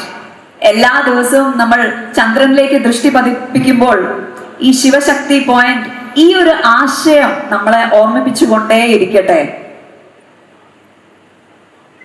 ഈ ഒരു ബാലൻസിലേക്ക് എത്തുന്ന എല്ലാ വ്യക്തികൾക്കും അഭിവൃദ്ധി ഉണ്ടാവട്ടെ. ഗീതയിൽ പറയുന്നത് പോലെ നിർദ്വന്ദ്വോ നിത്യസത്വസ്ഥോ നിർയോഗക്ഷേമ ആത്മവാൻ, ഡ്യുവാലിറ്റീസിൽ നിന്നും മറികടന്ന് അതിൽ നിന്നും മുക്തരായി പരമസത്യത്തെ തേടൂ എന്നാണ് ശ്രീകൃഷ്ണൻ ഭഗവത്ഗീതയിൽ പറഞ്ഞിരിക്കുന്നത്. അതെല്ലാവർക്കും സാധിക്കട്ടെ. ഈ ഒരു ആശയം ഉൾക്കൊണ്ടുകൊണ്ട് അത് ഭാരതത്തിന്റെ അഭിവൃദ്ധിക്കും ഒരു കാരണമാകട്ടെ എന്ന് പരബ്രഹ്മത്തോട് ഞാൻ പ്രാർത്ഥിക്കുന്നു. ഇന്നിവിടെ വന്നു ചേർന്നിരിക്കുന്ന എല്ലാവർക്കും എല്ലാവിധ ആശംസകളും നേരുന്നു. നന്ദി, നമസ്കാരം. നമസ്തേ. പ്രകൃതി മാതാവാണ്, ശക്തിയാണ്. സ്ത്രീ മാതാവാണ്, ശക്തിയാണ്. കടലമ്മ മാതാവാണ്, ശക്തിയാണ്. അങ്ങനെ ഈ പ്രപഞ്ചം മുഴുവൻ ശക്തിയാൽ നിറഞ്ഞു നിൽക്കുന്ന, ദേവീ സങ്കല്പത്തോടുകൂടി നിറഞ്ഞു നിൽക്കുന്ന ഈ വനിതാ വേദിയിൽ ഇരിക്കുന്ന ഓരോരുത്തർക്കും എൻ്റെ നമസ്കാരം. ആദരണീയനായിട്ടുള്ള അധ്യക്ഷ ശ്രീമതി മാലയത്ത് സരളാദേവി, ഉദ്ഘാടനം നിർവഹിക്കുന്ന honourable governor Shri CP Radhakrishnan, എൻ്റെ പ്രിയപ്പെട്ട സഹോദരിമാരെ, ജ്യേഷ്ഠ അനുജന്മാരെ, എല്ലാവർക്കും നമസ്കാരം. വേദിയിൽ മുൻപ് പറഞ്ഞു നീങ്ങിയ ഘനഗംഭീരമായ വിഷയത്തിൽ നിന്ന് മാറിയിട്ട് അല്പം ലാളിത്യമുള്ള ലളിതമായ ഒരു വിഷയമാണ് എനിക്കുള്ളത്. പരമഭട്ടാരക ചട്ടമ്പി സ്വാമി തിരുവടികളുടെ പിള്ളത്താലോലിപ്പ് എന്ന കൃതികൾ ഏതാണ്ട് 52 ഈരടികളിലായിട്ട് കുട്ടിയും പ്രകൃതിയും ഈശ്വരനും എങ്ങനെ സംയോജിച്ചിരിക്കുന്നു എന്നതിൻ്റെ ദൃഷ്ടാന്തമായിട്ട് തിരുവടികൾ നമുക്ക് സമർപ്പിച്ച ആ താരാട്ടുപാട്ട്, സ്വാമിജി തൻ്റെ ഒരുപാട് യാത്രകൾക്കിടയിൽ വീടുകളിൽ സന്ധ്യാസമയങ്ങൾക്ക് ശേഷം തൻ്റെ യാത്രയ്ക്കൊടുവിലായിട്ട് തങ്ങുന്ന പതിവുണ്ടായിരുന്നു. മത്സ്യമാംസാദികൾ ഒഴിവാക്കുന്ന വീടുകളിലാണ് അദ്ദേഹം കൂടുതൽ തങ്ങിയിരുന്നത്. അങ്ങനെ ഇരിക്കെ ഒരു ദിവസം ഒരു വീട്ടിൽ തങ്ങുന്ന സമയത്ത് സ്വാമികൾ ആ വീട്ടിലെ യുവതി തന്റെ കുഞ്ഞിനെ ഉറക്കുവാനായിട്ട് വളരെയധികം പാടുപെടുന്ന കണ്ടിട്ട് ആ അമ്മയോട് ചോദിച്ചു, നിനക്ക് താരാട്ട് പാട്ട് അറിയാമോ എന്ന്. അറിയില്ല എന്ന ഉത്തരത്തിന് സ്വാമിജി പറഞ്ഞു, ഞാനൊരു താരാട്ട് പാട്ട് എഴുതിത്തരാം, അത് പാടി കുഞ്ഞിനെ ഉറക്കൂ എന്ന് പറഞ്ഞു. ഈ കഴിഞ്ഞ ദിവസങ്ങളില് ചിദാനന്ദപുരി സ്വാമികള് ഈ താരാട്ട് പാട്ടിനെ കുറിച്ച് പറഞ്ഞ ഒരു വാചകം, താരാട്ട് പാട്ടുകൾ എപ്പോഴും ഉറക്കു പാട്ടിനോടൊപ്പം ഉണർത്തു പാട്ടാവണം എന്നാണ് പറഞ്ഞത്.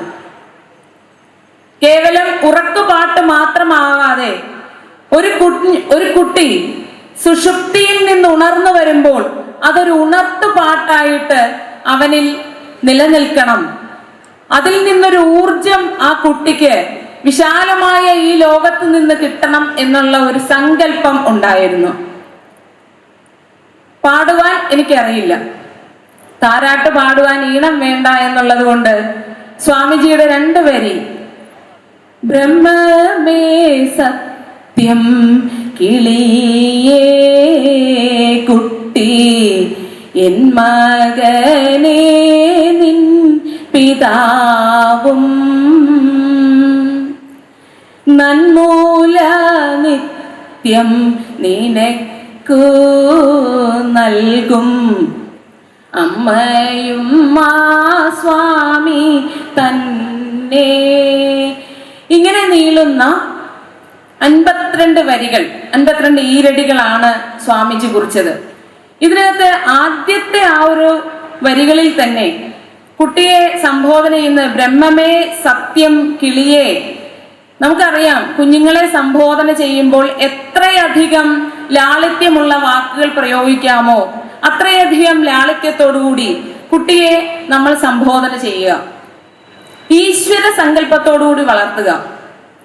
അതിന് ഉദാഹരണം ഭാഗവതത്തില് ഒരുപാട് ഉപദേശങ്ങളുണ്ട്. ഈശ്വര സങ്കല്പത്തില് കുട്ടിക്ക് ഭക്തിയുടെ ഭാവം നിറച്ചുകൊണ്ട് വളർത്തുവാനായിട്ട് അമ്മമാർക്ക് സാധിക്കണം എന്നുള്ളതിന് ഒരുപാട് ഉപദേശങ്ങൾ.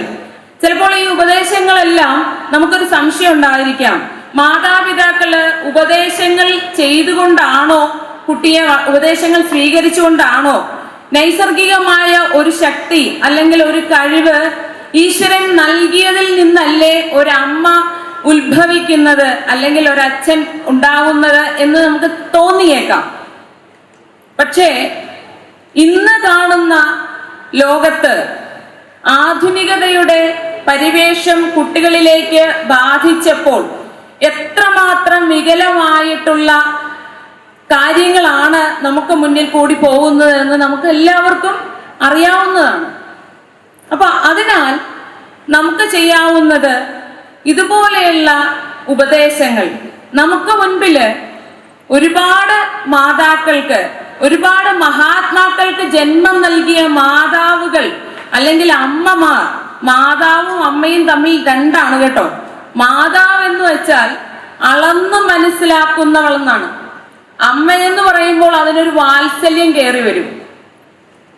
അപ്പോ ഒരുപാട് നമുക്കറിയാം, കയാധു പ്രഹ്ലാദനെ ജനിപ്പിച്ച മാതാവ്. പ്രഹ്ലാദനെ ഇന്നും നമ്മളുടെ സങ്കല്പങ്ങളിൽ, കുട്ടികളുടെ സങ്കല്പങ്ങളിൽ ഏറ്റവും ഉയർന്ന ചിന്തനീയമായിട്ട് നിൽക്കുന്നുണ്ട് എങ്കിൽ അതിന് കാരണം ആ മാതാവ് തന്നെയാണ്. ആ ഒരു ഈശ്വര സങ്കല്പത്തോടുകൂടി ഒരു അമ്മ ഗർഭവതിയാകുമ്പോൾ അമ്മയുടെ ഉള്ളിലേക്ക് ആത്മീയത സങ്കല്പം അല്ലെങ്കിൽ ഒരു സ്പിരിച്വൽ ലൈഫ് ഉണ്ടെങ്കിൽ മാത്രമേ അവളിൽ ഉണ്ടാവുന്ന കുഞ്ഞിന് ഒരു ഭക്തി ഉണ്ടാകുകയുള്ളൂ. കുഞ്ഞിനെ ഭക്തിപൂർവം അല്ലെങ്കിൽ ഒരു ഈശ്വര നിഷ്ഠയോടുകൂടി വളർത്തുവാൻ സാധിക്കുകയുള്ളൂ. ഈശ്വരൻ നൽകുന്ന കടവും കടമയുമാണ് കുട്ടികൾ. കടവും കടമയും എന്ന് പറയുവാൻ കാരണമുണ്ട്. കടം എന്ന് വെച്ചാൽ ഈശ്വരൻ നമുക്ക് നൽകിയിരിക്കുന്ന ദാനം, ഏറ്റവും പവിത്രമായിട്ട് ഒരു കുഞ്ഞ് ഭൂമിയിൽ ജനിച്ചു വീഴുമ്പോൾ എത്രയധികം സാത്വികമായിട്ടാണ് ആ കുഞ്ഞ് ജനിക്കുന്നത്. അതിൽ നിന്ന് ആ കുഞ്ഞ് തിരിച്ച് ഭഗവാനിലേക്ക് ഏൽപ്പിക്കുമ്പോൾ അതേ ഭാവത്തിൽ നമുക്ക് എത്തിക്കാൻ സാധിക്കണം. അതിന് മാതാപിതാക്കള് എത്രമാത്രം കരുതൽ ഉണ്ടാവണമെന്ന് നമ്മൾ ആലോചിക്കണം. അതുപോലെ തന്നെയാണ് കടമ. അതാണ് കടമ. ഏത്? നമ്മളിങ്ങനെ തിരിച്ച് നമ്മളെ വളരെ ഭംഗിയായിട്ട് ചിട്ടയായിട്ട് കുഞ്ഞിനെ നല്ല ഒരു ഭക്തി സങ്കല്പത്തോടുകൂടി വളർത്തുവാൻ സാധിക്കണം. ഇന്ന് നമ്മുടെ മുൻപില് അമ്മമാരെക്കാൾ അധികം മമ്മിമാരാണുള്ളത്. എല്ലാവർക്കും അറിയാം. നിരവധി മമ്മിമാരെ, പല വികൃതമായ സ്വഭാവമുള്ള മമ്മിമാരെ കാണാം. ഒരു ചെറിയ 2-3 ഉദാഹരണങ്ങൾ പറഞ്ഞുകൊണ്ട് ഞാൻ എൻ്റെ വാക്കുകൾ ഉപസംഹരിക്കുകയാണ്. ബഹുമാനപ്പെട്ട ഗവർണർ അദ്ദേഹത്തിന് പോവേണ്ടതുണ്ട്. അപ്പോ ഞാൻ പറഞ്ഞു വന്നത്, ഈ മമ്മിമാരാണ് സമൂഹത്തിനെ. ഒരിക്കല് എനിക്കറിയാവുന്ന എൻ്റെ ഒരു സുഹൃത്ത് പറഞ്ഞ ഒരു കഥയുണ്ട്. ഒരു ദേശത്ത്, നമ്മുടെ ഈ കേരളത്തിൽ തന്നെയുള്ള ഒരു പ്രദേശത്ത് ഒരു പെൺകുട്ടി വളരെ മോശമായ ഒരു വസ്ത്രധാരണം നടത്തി പോകുമ്പോൾ അതിനെ ചുറ്റുനിന്ന് കളിയാക്കുവാനും ചുറ്റുനിന്ന് പരിഹസിക്കുവാനും ഉറ്റുനോക്കുവാനും ഉണ്ടായിരുന്നു. കൂടെ ഒരാളും ഉണ്ടായിരുന്നു. സഹികെട്ടപ്പോൾ ഒരാൾ വന്ന് ഈ കൂടെ ഉണ്ടായിരുന്ന ആളിനോട് ചോദിച്ചു, നിങ്ങൾ എന്താണ് മിസ്റ്റർ ഇങ്ങനെ ഈ കുട്ടിയെ കൊണ്ടു നടക്കുന്നത്? അപ്പോ അദ്ദേഹം പറഞ്ഞത്, നിങ്ങളൊരു അച്ഛനല്ലേ എന്ന് ചോദിച്ചു. അപ്പോ അദ്ദേഹം പറഞ്ഞത് കിളിനാദത്തിൽ പറഞ്ഞു, അച്ഛനല്ല ഞാൻ, അമ്മയാണ്. അവിടെയാണ് വ്യത്യാസം. അതായത് അമ്മയും ആ ഒരു തരത്തിലുള്ള വസ്ത്രധാരണത്തിൽ നടക്കുന്നു, കുട്ടിയും അതുപോലെ നടക്കുന്നു. ഇതുപോലെ നിരവധി മമ്മിമാരുടെ ഉദാഹരണങ്ങൾ നമുക്ക് മുന്നിലുണ്ട്. എന്റെ സ്കൂളിൽ LKG ക്ലാസ്സുകളില് പഠിക്കാൻ വരുന്ന കുട്ടികളുടെ അമ്മമാരുടെ ആകുലതയും അവര് പരീക്ഷ എടുക്കുമ്പോൾ ഉണ്ടാവുന്ന വെപ്രാളമൊക്കെ കാണുമ്പോൾ നമുക്ക് ചിരി വരും. എന്തിനാണ് ഇങ്ങനെ ഇത്രയധികം ടൈം ടേബിളും ചാർട്ടും വെച്ച് കുഞ്ഞുങ്ങളെ കുത്തി നിറച്ച് പഠിപ്പിച്ച് വിടുന്നത്? അവർക്ക് വേണ്ടത് എന്താണ് എന്നുള്ളതറിയാം. ഒരു ഈശ്വര സങ്കല്പമാണ് വേണ്ടത്.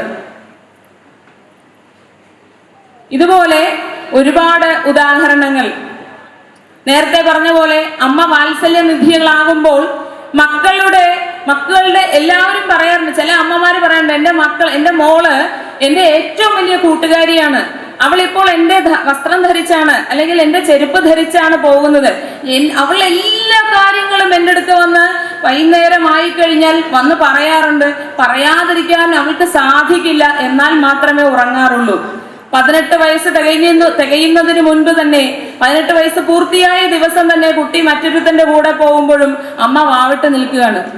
അമ്മയോട് പറയുകയാണ്, ആ സമൂഹം ചോദിച്ചപ്പോൾ കുട്ടി പറഞ്ഞത്, എന്റെ അമ്മ കാരണമാണ് ഞാൻ ഇന്ന് 18 വയസ്സ് പൂർത്തിയായപ്പോൾ ഈ ഒരു പുരുഷന്റെ കൂടെ ഇറങ്ങിപ്പോയത്. അമ്മ കാരണം. അമ്മയ്ക്ക് അത്ഭുതമായിരുന്നു, അമ്മയ്ക്ക് സങ്കടമായിരുന്നു.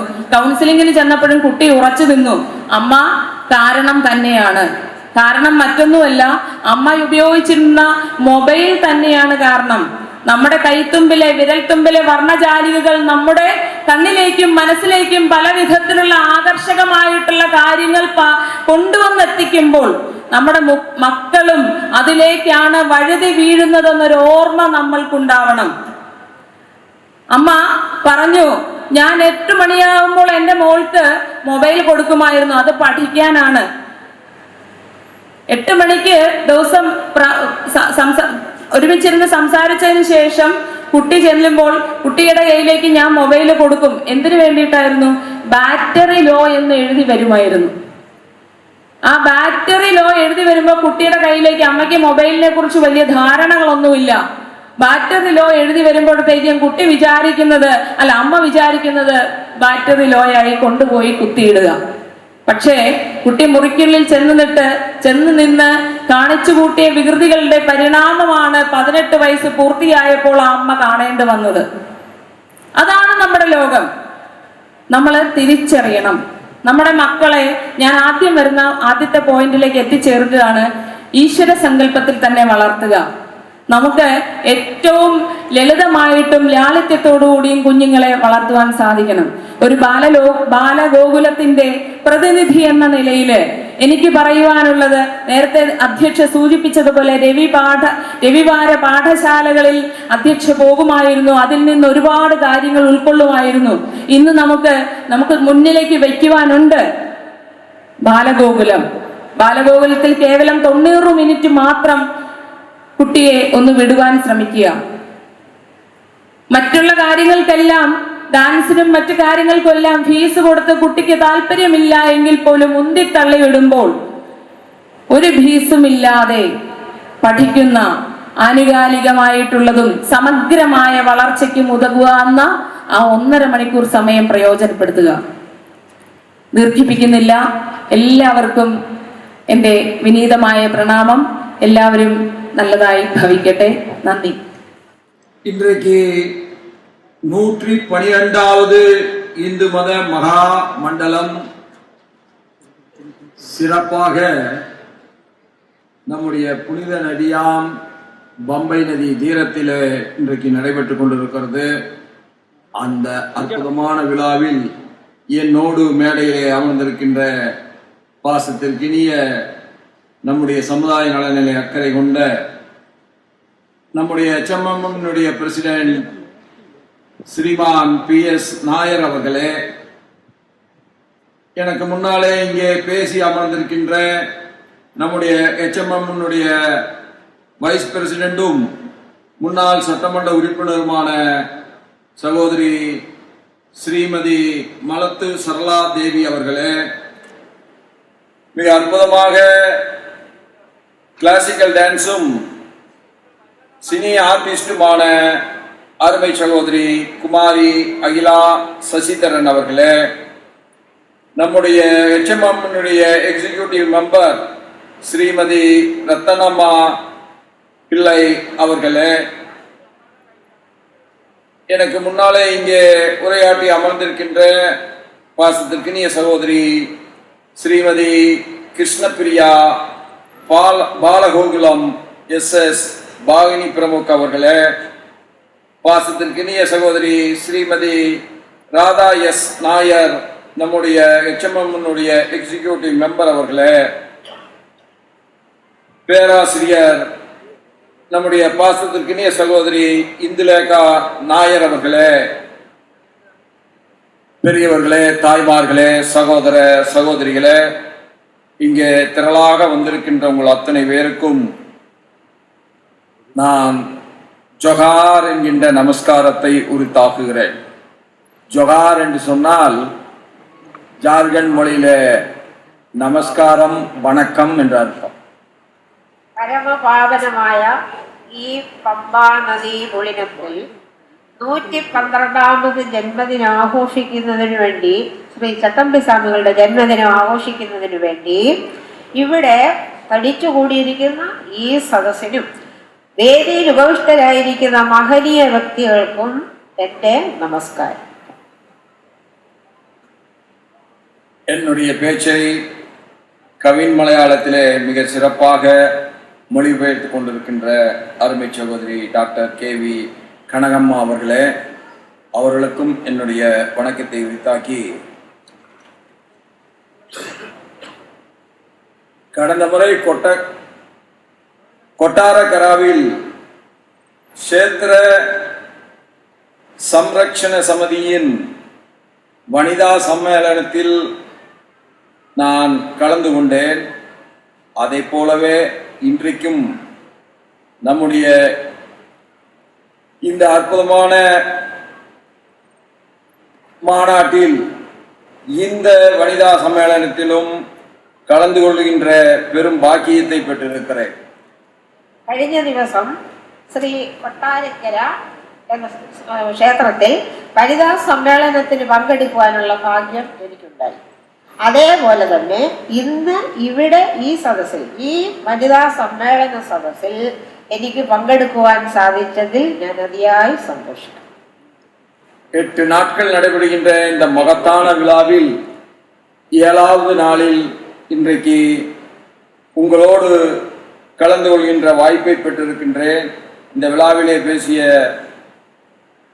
அருமை சகோதரி சரளா தேவி அவர்கள் எத்தனை கேமராக்கள் நம்மை சுற்றி இருந்தாலும் அதை பற்றி எல்லாம் கவலை கொள்ள வேண்டியதில்லை. ஆனால் மேலே இருந்து பார்த்து கொண்டிருக்கின்ற ஒரு கேமராவான இறைவனுக்கு நாம் பயந்துதான் ஆக வேண்டும் என்று கூறினார்கள். ഇവിടെ ഏറ്റവും ശ്രേഷ്ഠമായ ഒരു വാചകം നിങ്ങളെ ഒന്നുകൂടി ഞാൻ ഓർമ്മിപ്പിക്കുവാൻ ശ്രമിക്കുകയാണ്. നമുക്ക് ചുറ്റും ധാരാളം ക്യാമറകൾ, കണ്ണുകൾ ഒക്കെ കാണും. അവരൊക്കെ കണ്ടുകൊണ്ടും ഇതൊക്കെ ഒപ്പിയെടുത്തുകൊണ്ടുമാണ് ഇരിക്കുന്നത്. പക്ഷേ എല്ലാറ്റിനും ഉപരി സർവശക്തനായി പ്രപഞ്ച നിയന്താവായി വർത്തിക്കുന്ന ഒരു മഹൽ ശക്തി, ആ മഹൽ ശക്തിയുടെ ക്യാമറയിൽ നമ്മെ കുറിച്ച് എന്തൊക്കെയാണ് പതിയുന്നത്, എന്തൊക്കെയാണ് അവിടെ രേഖപ്പെടുത്തുന്നത് എന്ന് നമ്മൾ എപ്പോഴും ചിന്തിക്കണം, മനസ്സിലാക്കിക്കൊണ്ടിരിക്കണം, തിരിച്ചറിഞ്ഞുകൊണ്ടിരിക്കണം എന്ന ശ്രീമതി സരളാദേവിയുടെ വാക്കുകൾ വലിയ സന്തോഷത്തോടുകൂടി ഞാൻ നിങ്ങളെ ഒന്നുകൂടി ഓർമ്മിക്കും. இந்த அயரூர் செக்கோல் புலாவில் நடைபெறுகின்ற இந்த விழா நம்ம எல்லாம் ஒருமைப்படுத்துகின்ற விழாவாக இருக்கிறது. இந்திய நாட்டை பற்றி வெளிநாட்டவர்கள் நினைக்கின்றார்கள், பல ஜாதிகள், பல மொழிகள், பல இனங்கள், பல்வேறு விதமான உணவு பழக்க வழக்கங்கள், பல்வேறு விதமான நாகரிகங்களின் ஒட்டுமொத்த தொகுப்பு தான் இந்தியா என்று சொல்பவர்கள் வெளிநாட்டு வாசிகள். ഇന്ത്യ എന്ന നമ്മുടെ ഈ ഭാരതത്തെ വിദേശികൾ പലതരത്തിൽ വിശേഷിപ്പിക്കാറുണ്ട്, വർണ്ണിക്കാറുണ്ട്, വിലയിരുത്താറുണ്ട്. വിവിധ ജാതികൾ, മതങ്ങൾ, ഭാഷകൾ, സംസ്കാരങ്ങൾ, സാമൂഹിക വ്യവസ്ഥിതികൾ, വിദ്യാഭ്യാസ സമ്പ്രദായങ്ങൾ, ഇവയിലെല്ലാം വളരെ മഹനീയമായ സ്ഥാനം വഹിക്കുന്ന നമ്മുടെ ഭാരതം വിദേശികളാൽ പ്രകീർത്തിക്കപ്പെടുകയും അതേപോലെ വിലയിരുത്തപ്പെടുകയും ചെയ്യുന്നുണ്ട്. അതിൽ ഞാൻ വളരെ സന്തോഷിക്കുന്നു. ஆனால் நமக்கு மட்டும் அப்படி ஒரு உணர்வே வருவதில்லை. அதற்கு என்ன காரணம்? എന്നാൽ നമുക്ക് ആ ചിന്താഗതി വരുന്നില്ല. അതിന് കാരണം എന്താണ്? കാരണം ഭാരത സംസ്കാരത്തെ, ആ സംസ്കാരത്തിന്റെ മഹനീയതയെ, ആർഷ സംസ്കാരത്തെ മനസ്സിലാക്കാൻ നാം എന്തുകൊണ്ട് ശ്രമിക്കുന്നില്ല? വിദേശികൾ ശ്രമിക്കുമ്പോൾ നാം എന്തുകൊണ്ട് ശ്രമിക്കുന്നില്ല എന്നാണ് ചോദ്യം. பல்வேறு மொழிகளை பேசினாலும், பல்வேறு ஜாதிய முறைகள் இருந்தாலும் கூட நாம் வாழ்கின்ற வாழ்க்கை ஒரே ஒரு தத்துவத்தினுடைய அடிப்படையில் அமைந்திருக்கிறது. அது தர்மம் தர்மம் தர்மம் என்கின்ற சிந்தனையின் அடிப்படையிலே அமைந்திருக்கிற காரணத்தால் தான் இந்திய தேசம் இன்றைக்கும் என்றைக்கும் ஒன்றாகவே இருக்கிறது. ധർമ്മം കർമ്മം, സ്വധർമ്മം നിധന ശ്രേയ എന്നൊരു ആപ്തവാക്യമുണ്ട്. നമ്മൾ പല ജാതികളായിരിക്കാം, പല സംസ്കാരം ഉൾക്കൊള്ളുന്നവരായിരിക്കാം, ചിന്താഗതികൾ വ്യത്യസ്തമായിരിക്കാം. പക്ഷേ ഒരു തരത്തിൽ നമ്മൾ ഒരു മനസ്സോടെ വർത്തിക്കുന്നവരാണ്. ഭാരതീയർ എന്നുള്ള നിലയിൽ ഒരു തരത്തിൽ നമ്മൾ ഒരു മനസ്സോടെ പ്രവർത്തിക്കുന്നു. ആ മനസ്ഥൈര്യവും ആ ചിന്താഗതിയും ആത്മാഭിമാനത്തോടു കൂടി നമ്മൾ പിന്തുടരും. அப்படி இந்த உயர்ந்த கலாச்சாரத்திற்கும் உயர்ந்த பண்பாட்டிற்கும் நாட்டின் பல பகுதிகளும் മഹത്താന പങ്കളിപ്പിനെ ചെയ്തിരിക്കുകയാர்கள். ഈ മഹത്തായ സംസ്കാരത്തെ ജനമധ്യത്തിലേക്ക് ശ്രദ്ധ തിരിച്ചു കൊണ്ടുവരുന്നതിന് വേണ്ടി മഹാത്മാക്കളായ അനേകം വ്യക്തികൾ അവരാൽ കഴിയുന്ന വിധം മാർഗം വകുത്തു തന്നിട്ടുണ്ട്. അത് നമ്മൾ തിരിച്ചറിയും. ஆனால் அப்படி தரப்பட்டிருக்கின்ற பங்களிப்புகளில் மகத்தான பங்களிப்பு எந்த பகுதிக்கு உண்டு என்று சொன்னால் அது நம்முடைய கேரளத்திற்குத்தான் உண்டு. அதனால் தான் கேரளம் காட்ஸ் கண்ட்ரி என்று அழைக்கப்படுகிறது. അങ്ങനെയുള്ള ആ അറിവ്, ആധ്യാത്മിക ജ്ഞാനവും സാംസ്കാരികമായി ഉന്നത തലത്തിൽ വർദ്ധിക്കുന്നതിനുള്ള പ്രചോദനം ഈ ഭാരതത്തിൽ ഏറ്റവും കൂടുതൽ എവിടെയാണ് എന്ന് ചോദിച്ചു കഴിഞ്ഞാൽ അത് നമ്മുടെ കേരളത്തിലാണുള്ളത്. അതാണ് കേരളത്തിന്റെ മഹിമ, അതാണ് കേരളത്തെ ദൈവത്തിന്റെ രാജ്യം, ഗോഡ്സ് ഓൺ കൺട്രി എന്ന് വിശേഷിപ്പിക്കുന്ന അത്രമാത്രം ദൈവികത്വം, പ്രകൃതി അനുഗ്രഹിച്ച പ്രകൃതി ലാവണ്യം എല്ലാം നമ്മുടെ സ്വത്താണ്. അതാണ് കേരളത്തിന്റെ മഹത്തായ ഒരു ഭാവം.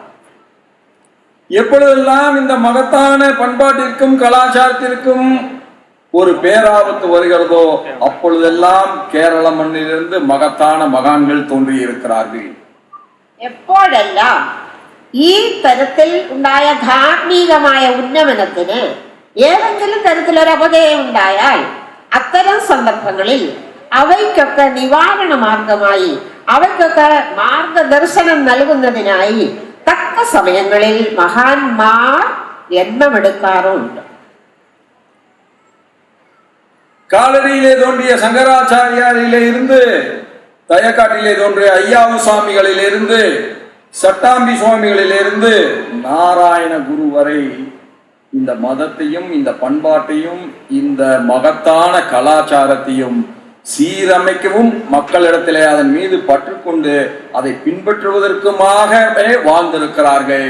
அதனால் தான் இன்றைக்கு கூட இந்த உயர்ந்த கலாச்சாரம் அழிவில்லாத கலாச்சாரமாக ஜீவிதமாய் இருக்கிறோம்.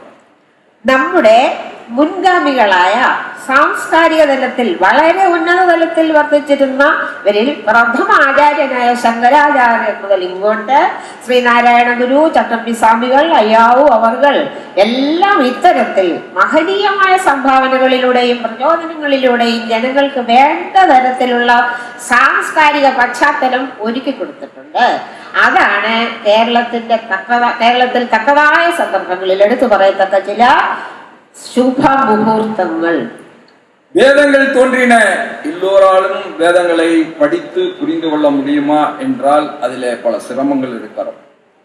വേദങ്ങൾ നമുക്കറിയാം. വേദം എന്ന് പറഞ്ഞാൽ വിധിജ്ഞാനം, എന്താണോ അറിയേണ്ടത് അതാണ് വേദങ്ങളിൽ പറയുന്നത്. അത് എല്ലാവർക്കും പഠിച്ച് പൂർണ്ണമായി മനസ്സിലാക്കുവാൻ പ്രയാസമുള്ളതാണ്. അതൊരു സംസ്കാരമാണ്, അത് വലിയ മഹത്തത്വങ്ങൾ ഉൾക്കൊള്ളുന്നതാണ്. അത് നല്ലതുപോലെ മനസ്സിലാക്കാൻ എല്ലാവർക്കും കഴിഞ്ഞെന്ന് വരില്ല. ഒന്ന് സംസ്കൃതത്തിലാണ് ആദ്യം എഴുതിയത്, ഇപ്പോൾ തർജ്ജമകളുണ്ട്. എങ്കിൽ പോലും നല്ല സംസ്കൃത ജ്ഞാനമുള്ളവർക്ക് മാത്രമേ അതിൻ്റെ ഉൾക്കരുത്ത്, പൊരുൾ എന്താണെന്ന് നന്നായി മനസ്സിലാക്കി സംസ്കാര സമ്പന്നരാകാൻ കഴിയുകയുള്ളൂ.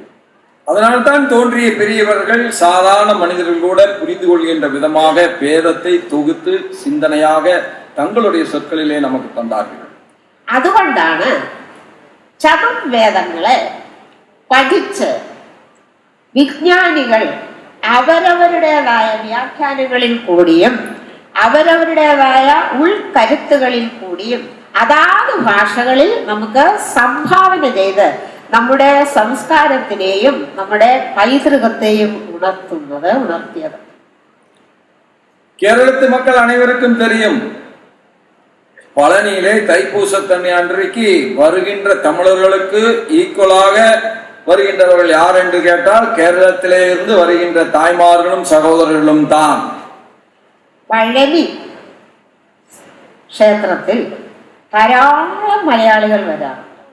ഏറ്റവും കൂടുതൽ വരുന്നത് മലയാളികളാണ്. അമ്മമാരായാലും കുഞ്ഞുങ്ങളായാലും അല്ലാതെ വ്രതം നോറ്റ് വരുന്നവരായാലും അവരുടെ കണക്കെടുത്താൽ ഏറ്റവും കൂടുതൽ ഭക്തജനങ്ങൾ തിരക്കി എത്തുന്നത് കേരളത്തിൽ നിന്നാണ്, മലയാളികളാണ്. அந்த பழனி முருகனே ஒரு பாடல் முருகனை எப்படி வழிபட வேண்டும் என்று சொல்லுகிறது. அப்படி முருகனை வழிபடுகின்ற பொழுது அந்த கந்த சஷ்டி கவசம் என்கின்ற பாடல் என்ன சொல்கிறது என்று சொன்னால், உங்களால் 4 வேதங்களையும் கற்றுணர முடியாவிட்டால் நீங்கள் இந்த கந்த சஷ்டி கவசத்தை மட்டும் தினந்தோறும் சொல்லுங்கள், 4 வேதங்களை சொல்லியதற்கு சமமாகும் என்று சொல்கிறார். സ്കന്ദ ഷഷ്ടി കവചം എന്നൊരു കീർത്തനമാലയുണ്ട്. അതിൽ പ്രതിപാദിച്ചിരിക്കുന്നത് പ്രകൃതി സത്യങ്ങളെയും തത്വങ്ങളെയുമാണ്. ആ സ്കന്ദ ഷഷ്ടി കവചം നമ്മൾ ഉരുവിട്ട് പഠിച്ചാൽ മറ്റൊരു വേദങ്ങളും നമുക്ക് പഠിക്കേണ്ടി വരികയില്ല. അത്രമാത്രം ഗഹനമായ പ്രാപഞ്ചിക സത്യങ്ങളും മഹത്തായ ആശയങ്ങളും ഭക്തി മാർഗങ്ങളുമാണ് അതിൽ പ്രതിപാദിച്ചിരിക്കുന്നത്. சமீபத்தில் நான் பொறுப்பேற்றுக் கொண்ட பின்பு ராஞ்சி ராஜ்பவனிலே நம்முடைய ஓணம் திருவிழாவை மிகச் சிறப்பாக கொண்டாடினோம். அதனுடைய அர்த்தம் என்னவென்று சொன்னால், கடவுளை விட உயர்ந்தவர் யாரும் இல்லை, கடவுளை விட உயர்ந்தவர் யாரும் இல்லை என்பதை பறைசாற்றுகின்ற முகமாக அதை மிகச் சிறப்பாக கொண்டாடினோம். அப்பொழுது ஜார்க்கண்டிலே வாழ்கின்ற கேரளத்து சொந்தங்கள் எல்லாம் வந்தார்கள். மிகச் சிறப்பாக அந்த விழா அங்கே கொண்டாடப்பட்டது. സമീപകാലത്ത് ഓണാഘോഷം നടത്തി. അതിൽ ഏറ്റവും പ്രാധാന്യമുള്ള ആശയമായി കൈക്കൊണ്ടിരുന്നത് ഈശ്വര മാഹാത്മ്യം തന്നെയാണ്. അതിൽ പങ്കെടുക്കാൻ വന്നവർ കേരളീയമായ രീതിയിൽ അവരുടെ ആചാരം അനുസരിച്ച് വളരെ സന്തോഷത്തോടുകൂടി ആ ഉത്സവ വേള കൊണ്ടാടുകയുണ്ടായി. അത് മനസ്സിന് ആനന്ദപ്രദവുമായി. அதனால்தான் நரேந்திர மோடி அவர்கள் இந்த உயர்ந்த கலாச்சாரம் எல்லா விதங்களிலும் பின்னி பிணைக்கப்பட்டு இருக்க வேண்டும் என்பதற்காக ஒரு மகத்தான தாரக மந்திரத்தை சொல்லி இருக்கிறார்கள். ஏக் பாரத் சிரேஷ்டா பாரத் என்கின்ற புரோகிராமை எல்லா ராஜ்பவனிலும் நடத்த வேண்டும் என்று சொல்லி இருக்கிறார்கள். அதனுடைய ஒரு அங்கமாக நாம் எல்லா விழாக்களையும் ராஜ்பவனிலே கொண்டாடுகிறோம். எல்லா மாநிலங்களினுடைய நிறுவப்பட்ட தினத்தையும் നാം നമ്മുടെ രാജ്ഭവനിലേക്ക് കൊണ്ടാടുകയാണ്. ഞാൻ മോദി അവർ പ്രധാനമന്ത്രി, നമ്മുടെ ബഹുമാനപ്പെട്ട പ്രധാനമന്ത്രി മോദിജിയുടെ ആഹ്വാനം അനുസരിച്ച് എല്ലാ ജാതിക്കാരുടെയും ഉത്സവങ്ങൾ നമ്മൾ ആഘോഷിക്കണം. രാജ്ഭവനുകളിൽ അതിന്റെ അധികാരത്തിൽ ഇരിക്കുന്നവർ ഒന്നിനെയും മാറ്റിവെക്കരുത്. നേതൃകൃത്യം പക്ഷാഭേദം ഒരിക്കലും നമ്മൾ പ്രകടമാക്കരുത്. ആഘോഷങ്ങൾ ഓരോ ജാതിയിലും ഉള്ളവരുടേത് ജാർഖണ്ഡിൽ രാജ്ഭവനിൽ ഞാൻ കൊണ്ടാടാറുണ്ട്. എല്ലാവരും സന്തോഷത്തോടെ പങ്കെടുക്കാറും ഉണ്ട്. ഏക ഭാരതം, അതാണ് നമ്മൾ ദർശിക്കേണ്ടുന്നത്. ഭാരതം ഒന്നാണ്, ഭാരതീയരൊന്നാണ്. അതിന് നമ്മൾ ജാതിയോ മതമോ വർഗമോ ഭാഷയോ ആചാരമോ മര്യാദയോ വേഷവിഭൂതികളോ ഒന്നും ആധാരമാക്കരുത്. മനുഷ്യൻ എന്നുള്ള മഹത്തത്വത്തെ മുൻനിർത്തി ഇത്തരം ആഘോഷങ്ങൾ എല്ലാവർക്കും പങ്കെടുത്ത സന്തോഷം പങ്കിടുവാൻ വേണ്ടി ആഘോഷിക്കണം. நமக்கெல்லாம் தெரியும் பூஜனீய தீர்த்தபாத சுவாமிகள் மற்றும் ஸ்ரீமத்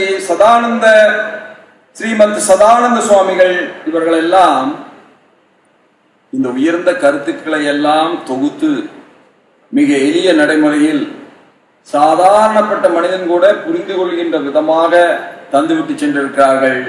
அதற்கு என்ன காரணம் என்று சொன்னால், இந்த மகத்தான கலாச்சாரமும் இந்த மகத்தான பண்பாடும் ஒருபோதும் இந்த மண்ணை விட்டு போய்விடக்கூடாது. ஏனென்று சொன்னால், இந்த மண் தான் இந்த உயர்ந்த கலாச்சாரத்தின் மூலமாக உலகத்திற்கே வழிகாட்டப் போகின்ற மண்ணாக மாறப்போகிறது என்பதுதான் அதனுடைய அர்த்தம். നമ്മുടെ സംസ്കാരം, നമ്മൾ പലപ്പോഴും പടിഞ്ഞാറൊക്കെ നോക്കി അവിടെയാണ് സംസ്കാരം എന്ന് പറയും. പക്ഷെ അവർ ഇങ്ങോട്ടേക്കാണല്ലോ പറഞ്ഞത്. ഇവിടെയാണ് സംസ്കാരം, സനാതന സംസ്കാരം. ആർഷ സംസ്കാരം എന്ന് മുൻപേ പറഞ്ഞതുപോലെ എല്ലാ സംസ്കാരങ്ങളുടെയും മഹത്തായ പ്രതീകമായി ഭാരത സംസ്കാരം നിലകൊള്ളുമ്പോൾ നമ്മുടെ പൂർവികരായ ഋഷികളും സന്യാസി ശ്രേഷ്ഠന്മാരും നമുക്കത് കൂടെ കൂടെ ഓർമ്മപ്പെടുത്തി തരുമ്പോൾ നമ്മൾ നമ്മുടെ പൺപാടെന്ന് പറഞ്ഞാൽ സംസ്കാരം, കലാചാരം എന്ന് പറഞ്ഞാൽ ആചാരാനുഷ്ഠാനങ്ങളാണ്. ഇത് രണ്ടും ഒരിക്കലും നഷ്ടപ്പെടാൻ അനുവദിക്കരുത്. കാരണം അതാണ് നമ്മുടെ പിടിവള്ളി. അത് അവിടെയാണ് നമ്മൾ ഭാരതീയർ എന്നുള്ള ആത്മാഭിമാനത്തോടുകൂടെ I am proud to be an Indian എന്ന് പറയില്ല, അതേപോലെ നമ്മളുടെ അഭിമാന സംരക്ഷണത്തിന്, നമ്മുടെ ആത്മവിശ്വാസത്തിന് വിജയപാത ഒരുക്കുന്നതിന് നമ്മൾ മന്ത്രം മുറുകെ പിടിക്കണം. സംസ്കാരവും നമ്മുടെ ആചാരാനുഷ്ഠാനവും. அத்தகைய பெரியவர்கள் எல்லாம் தங்களை வருத்தி கொண்டு இந்த சமுதாயம் நன்றாக இருக்க வேண்டும் என்பதற்கு உழைத்திருக்கிறார்கள். அந்த உழைப்பினுடைய தொடர்ச்சி தான் இன்றைக்கு நாம் இங்கே கொண்டாடி கொண்டிருக்கின்ற இந்து மத மகா மண்டலத்தினுடைய 112வது ஆண்டு விழா அதைத்தான் பிரதிபலிக்கிறது. ഈ 112ാമത് ആണ്ട് വിഴ എന്നുള്ള ഈ ഹിന്ദു മത സമ്മേളനത്തിൽ മുൻ പറഞ്ഞ ആശയമാണ് പ്രതിഫലിക്കുന്നത്. നമ്മൾക്ക് നമ്മൾ ആരായിരുന്നോ, നമ്മൾ ആരാകണമോ, നമുക്ക് എന്തൊക്കെയാണ് ലഭിച്ചിരിക്കുന്ന അതിമഹത്തായ സംസ്കാര പാരമ്പര്യത്തിൽ ഉൾക്കൊണ്ടിരിക്കുന്നത്, അതിൻ്റെ ഒരു ഉദാഹരണമാണ് നമ്മൾ ഇന്നിവിടെ കൊണ്ടാടുന്ന ഈ സമ്മേളനം.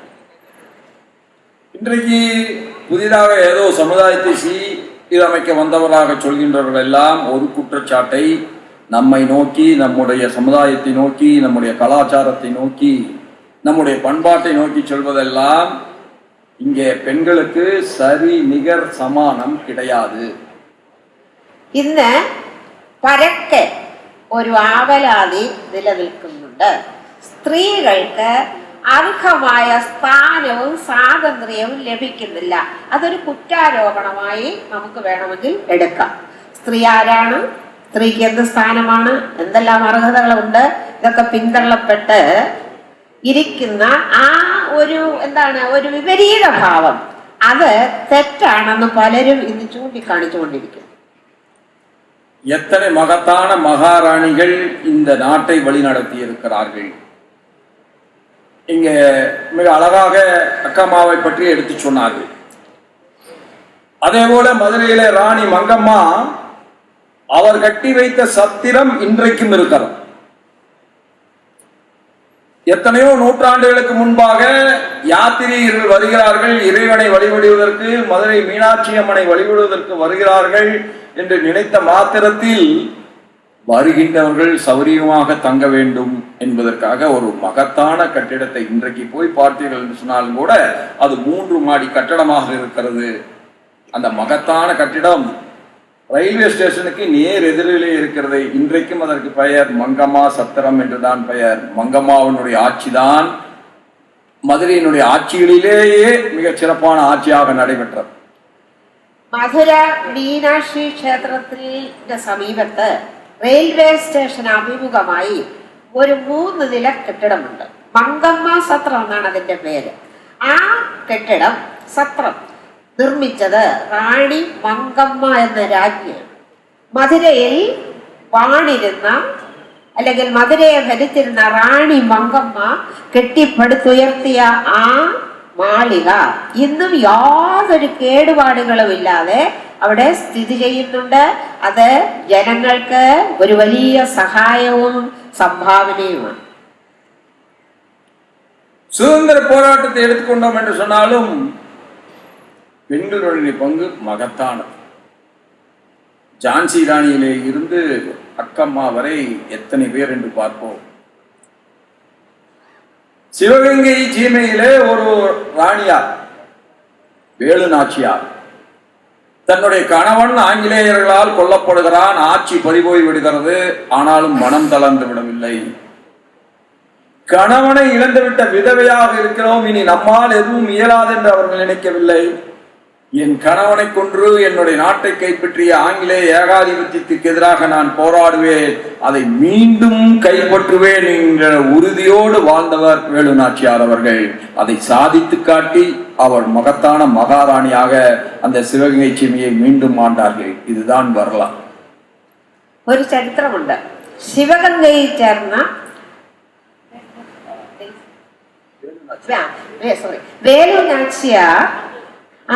വേലു നാച്ചിയാർ തന്റെ ഭർത്താവ് വിദേശികളാൽ വധിക്കപ്പെട്ടപ്പോൾ നിസ്സഹായയായി വിദൂരതയിലേക്ക് നോക്കി നിന്നില്ല. തനിക്കിനി ഒന്നും സാധിക്കാൻ കഴിയില്ലല്ലോ എന്ന് നിസ്സഹായ അവസ്ഥയിൽ എത്താതെ തനിക്ക് നഷ്ടപ്പെട്ടത് വീണ്ടെടുത്ത് വീണ്ടും ഈ ശിവഗംഗയെ അഭിവൃദ്ധിയിലേക്കും പുരോഗതിയിലേക്കും നയിക്കണം, സുഭിക്ഷമായി ജനങ്ങൾ വാഴണം, അവർക്ക് സന്തോഷം നൽകണം എന്നുള്ള ഒരേ ഒരു ലക്ഷ്യത്തോടുകൂടി ഭരിച്ച് അത് கைவரிச்சு. அந்த போரில் இன்னொன்று மகத்தான சரித்திர நிகழ்வு எது என்று கேட்டீர்கள் என்று சொன்னால், ஆங்கிலேயர்கள் உங்களுக்கு எல்லாம் தெரியும், அவர்கள் நவீனமயமான போர் தந்திரங்களை பின்பற்றினார்கள். ஏகப்பட்ட வெடிமருந்துகள், ஏகப்பட்ட பீரங்கிகள், ஏகப்பட்ட துப்பாக்கிகள், இவைகளை எல்லாம் ஆயுத கிடங்கிலே வைத்திருந்தார்கள். இந்த ஆயுத கிடங்கை அழித்தால் ஒழிய வெற்றி பெற முடியாது என்பதை புரிந்து கொண்ட பின்பு குயிலி என்கின்ற தாழ்த்தப்பட்ட சமுதாயத்தைச் சேர்ந்த ஒரு பெண்மணி தன்னுடைய உடல் முழுவதும் நெய்யை ஊற்றிக்கொண்டு தன்னுடைய சேலையோடு தீயை பற்றி கொண்டு அந்த ஆயுத கிடங்கிலே இறங்கினார்கள். வெடித்து சிதறியது ஆங்கிலேயர்களுடைய அந்த ஆயுத கிடங்கு. வெற்றி வேலு நாச்சியார் വശമാണത്. കുയിലി എന്നൊരു താഴ്ന്ന ജാതിക്കാരി. ബ്രിട്ടീഷുകാർ പല യുദ്ധതന്ത്രങ്ങളും പ്രയോഗിച്ചിരുന്നു. അതിലൊന്ന് അളവില്ലാതെ സ്ഫോടക വസ്തുക്കൾ നിഗൂഢ സ്ഥലങ്ങളിൽ കുഴികളിലും അവിടെ ഇവിടെ ഒരുക്കിയിരുന്നു, ആയുധങ്ങൾ ശേഖരിച്ചിരുന്നു. ഇത് നശിപ്പിച്ചെങ്കിൽ മാത്രമേ ഇവരെ നമ്മൾക്ക് പരാജയപ്പെടുത്താൻ കഴിയുകയുള്ളൂ എന്ന് മനസ്സിലാക്കി വേലു നാച്ചിയാരുടെ നിർദ്ദേശമനുസരിച്ച് കുയിലി എന്ന് പറയുന്ന ആ പെൺകുട്ടി ശരീരം മുഴുവൻ നെയ്യ് ഒഴിച്ചുകൊണ്ട് അല്ലെങ്കിൽ എണ്ണ ഒഴിച്ചുകൊണ്ട് സ്വയം തീ കൊളുത്തി ആ സ്ഫോടക വസ്തുക്കൾ നിറച്ചിരുന്ന ഇടത്ത് പോയി ആത്മഹത്യ അല്ലെങ്കിൽ പറയില്ലേ നമ്മൾ സെൽഫ് സൂയിസൈഡ് എന്ന് പറയും, അതേപോലെ അതിനെ നശിപ്പിച്ച് അവരുടെ ആയുധ ശേഖരം അല്ലെങ്കിൽ സ്ഫോടക വസ്തുക്കൾ മുഴുവൻ നശിപ്പിച്ചു. ஒரு சக்கரம் சுழல வேண்டும் என்று சொன்னால் ஒரு அச்சாணி தேவைப்படுகிறது. ഒരു ചക്രം അത് കറങ്ങണമെങ്കിൽ അതിനൊരു അത്താണി വേണം. அப்படி நம்முடைய கலாச்சாரம் பாதுகாக்கப்பட வேண்டும் என்று சொன்னால் அது ஒரு அச்சாணியை சுற்றி சுழல்கிறது. அந்த அச்சாணி தான் குடும்பம் என்பது. குடும்பம் இல்லாமல் எந்த கலாச்சாரமும் காலத்தை கடந்து வெற்றிகரமாக நிலைத்து நிற்க முடியாது. അതേപോലെ ഒരു ചക്രം ചുറ്റുന്നതിന് ഒരു അച്ചാണി വേണം എന്ന് പറയുന്നത് പോലെ ഏത് സംസ്കാരവും ഏത് മഹനീയമായ പ്രവൃത്തികളും ഉരുത്തിരിയുന്നത് കുടുംബത്തിലാണ്. ആ കുടുംബം ആണ് നമ്മുടെ ഏറ്റവും വലിയ സമ്പത്ത്. ആ അച്ചുതണ്ടിലാണ് സമൂഹം തിരിയേണ്ടുന്നത്. അത് തിരിച്ചറിയണം. എങ്കിൽ മാത്രമേ നമുക്ക് നമ്മുടേതായ പല നേട്ടങ്ങളും കൈവരിക്കാൻ പറ്റുകയുള്ളൂ. അതായത് കുടുംബമാണ് അടിസ്ഥാന ഘടകം. സംസ്കാരത്തിന്റെ എല്ലാ അറിവിന്റെയും അടിസ്ഥാന ഘടകം കുടുംബമാണ്. അവിടെ ശാന്തിയും സമാധാനവും അവിടെ ചിട്ടപ്പെടുത്തലുകളും ഉണ്ടെങ്കിൽ ഒരു സമൂഹം ഒരിക്കലും മാർഗഭ്രംശം വന്ന് അപജയത്തിലേക്കും പരാജയത്തിലേക്കും പോകുകയില്ല എന്ന് நிச்சயமாய் പറയാം. பேராசிரியர் இந்துலேகா அவர்கள் பேசுகிற பொழுது சொன்னார்கள், கடந்த 25 ஆண்டுகளுக்கு மேலாக நான் ப்ரொஃபஸராக கல்லூரியிலே பணியாற்றி கொண்டு வருகிறேன். மாற்றங்கள் வந்து கொண்டே இருக்கிறது. அதை உடையிலே வருகின்ற மாற்றமெல்லாம் மிக பெரிதாக இருக்கிறது. எங்கே கலாச்சாரம் இந்த மண்ணை விட்டு போய்விடுமோ என்கின்ற அச்சத்தை அவர்கள் வெளிப்படுத்தினார்கள். மாற்றம் ஒன்று மட்டும்தான் நிரந்தரமானது. மாற்றம் வந்து கொண்டே இருக்கும். ஆனால் நம்முடைய குடும்பத்தை அந்த மாற்றத்தை ஏற்றுக்கொண்டு ஆனாலும் கலாச்சாரத்தை விட்டு வெளியே போகாமல் நாம் வாழ்வதற்கு நம்முடைய குடும்பத்தை நாம் கட்டி காத்தோம் என்று சொன்னால் இந்த கலாச்சாரத்திற்கு இன்றைக்கு மட்டுமல்ல என்றைக்கும் அழிவு என்பதே வராது. ഇന്ദുലേഖ പ്രസംഗിക്കുമ്പോൾ സാന്ദർഭികമായി പറഞ്ഞു, താൻ വഹിക്കുന്ന തന്റെ പദവിയും താൻ 10-28 വർഷമായി കണ്ടുവരുന്ന ചില വ്യത്യാസങ്ങളും പ്രത്യേകം എടുത്തു പറയേണ്ടതായിട്ടുണ്ട്. മാറ്റങ്ങൾക്ക് വിധേയമാണ് സമൂഹം. മനുഷ്യൻ മാറ്റങ്ങൾ ഇല്ലാതെ ജീവിക്കാൻ പറ്റില്ല. മാറ്റങ്ങൾ പലതരത്തിലാകാം. പക്ഷേ ഇന്നത്തെ നിലയിൽ സാമൂഹ്യ വ്യവസ്ഥിതികളിൽ ഉണ്ടായിക്കൊണ്ടിരിക്കുന്ന മാറ്റങ്ങൾ, അത് ഞാൻ മുമ്പേ പറഞ്ഞതുപോലെ ഭാഷയിലും വേഷത്തിലും ആചാരത്തിലും അനുഷ്ഠാനങ്ങളിലും സ്വഭാവത്തിലും നിഷ്കർഷകളിലും ഒക്കെ ഉണ്ടായിക്കൊണ്ടിരിക്കുന്ന മാറ്റങ്ങൾ നല്ല രീതിയിലേക്ക് അല്ലാതെയാണ് പോകുന്നതെങ്കിൽ അത് തകർച്ചയുടെ വക്കിലെത്തിക്കും. അതൊരിക്കലും പുരോഗമനം ഒരു നാടിന് വരുത്തുകയില്ല. നമ്മുടെ കലാചാരങ്ങൾ, നമ്മുടെ സംസ്കാരം നമ്മൾക്ക് கைவிட்டுபோகும். குடும்பம்தான் அச்சாணி என்று சொன்னேன். அந்த அச்சாணிக்கு ஒரு அச்சாணியாக இருப்பது யார் என்று கேட்டால் தாய்மார்கள் மட்டும்தான். കുടുംബം ഒരു അത്താണിയാണ് എന്ന് പറഞ്ഞു. അതിനാരാണ് അച്ചാണി? അമ്മ. ആ കുടുംബിനി, ഗ്രഹനാഥ, അതാണ് വെളിച്ചമായി അവിടെ വർത്തിച്ച് മറ്റുള്ളവരെ ഇരുട്ടിൽ അകപ്പെട്ടു പോകാതെ സംരക്ഷിക്കേണ്ടുന്നത് അമ്മയാണ്. എല്ലാറ്റിനുപരി ഒരു സമൂഹത്തെ നയിക്കുന്ന ഏറ്റവും ശക്തമായ കണ്ണി. அம்மை எப்பொழுதுமே வீட்டில் எல்லோரும் சாப்பிட்டு விட்டார்களா என்று பார்த்து பின்புதான் சாப்பிடுவார்கள். அதனால்தான் இருந்தாலும் இல்லாவிட்டாலும் அம்மாதான் எல்லாவற்றிற்கும் ஆதாரம். அதனால்தான் அம்மையை நாம் ஆண்டவனாய் வழிபடுகிறோம். അമ്മ മറ്റുള്ളവരുടെ സൗഖ്യത്തിലും സന്തോഷത്തിലുമാണ് സംതൃപ്തയാണ്. മറ്റുള്ളവർ ഭക്ഷിക്കുന്നത് കാണുന്നത് അമ്മയ്ക്ക് സംതൃപ്തിയാണ്. ആ ഭക്ഷണം സന്തോഷത്തോടു കൂടിയാണ് അനുഭവിക്കുന്നതെങ്കിൽ അതിലേറെ സന്തുഷ്ടത അമ്മയ്ക്കുണ്ട്. എല്ലാവർക്കും കൊടുത്തതിന് ശേഷം ഉണ്ടെങ്കിൽ മാത്രം അമ്മ ഭക്ഷിക്കും. ഇല്ല എങ്കിൽ പോലും ഒരു പരിഭവവും പരാതിയും പറയാത്ത ഒരു വ്യക്തിയാണ് അമ്മ. അതുകൊണ്ടാണ് നാം അമ്മയെ ദൈവം എന്ന് വിശേഷിപ്പിക്കുന്നതും നമ്മൾ ബഹുമാനിക്കുന്നതും. அப்பா சம்பாதித்து வந்தாலும் அதை சரியாக நிர்வகித்து எல்லோருக்கும் சரிசமமாக தந்து குடும்பத்தை அந்த லட்சுமண ரேகையை விட்டு வெளியே செல்லாமல் கட்டி காக்கின்ற காவல் தெய்வம் தான் அம்மா. அதனால்தான் நம்முடைய கலாச்சாரம் இன்றைக்கும் பேணி காக்கப்பட்டிருக்கிறது. നമ്മുടെ കാവൽ ദൈവമാണ് അമ്മ. നമ്മളെ കാത്തു സൂക്ഷിക്കുന്ന അമ്മ എന്ന് പറയുന്നത് ഒരു വലിയ ശക്തിയാണ്. ആ അമ്മയിൽ നിന്നാണ് നമ്മൾ ശക്തരായി മാറുന്നത്. അമ്മയുടെ ആ ഒരു പകർന്നു നൽകൽ, ജനന നിമിഷം മുതൽ നൽകുന്ന പകർന്നു നൽകൽ ഉൾക്കൊണ്ട് വളരുന്ന ഒരു ശിശുവിന് പല തരത്തിലുള്ള സ്വഭാവ രൂപീകരണങ്ങളും നടക്കും. ഒരു കുടുംബത്തിൽ ഗ്രഹനാഥൻ വെളിയെ പോയി ജോലിയൊക്കെ നോക്കി ഇതെല്ലാവരും പോകുന്നുണ്ട്, കുടുംബനാഥയും പോകുന്നുണ്ട്, കുട്ടികൾ കുടുംബാംഗങ്ങൾ എല്ലാവരും പോകുന്നുണ്ട്. പക്ഷെ ആദ്യകാലത്ത് പുരുഷൻ പോയി സമ്പാദിച്ചു കൊണ്ടുവരിക, അത് വേണ്ട വിധത്തിൽ കൈകാര്യം ചെയ്ത് ഓരോരുത്തരുടെയും ആവശ്യമനുസരിച്ച് അതാത് സന്ദർഭങ്ങളിൽ യാതൊരു കുറ്റവും കുറവില്ലാതെ പരിചരിക്കുന്ന ஆளான ஒன்றை மட்டும் சொல்லி என்னுடைய உரையை நிறைவு செய்ய விரும்புகிறேன்.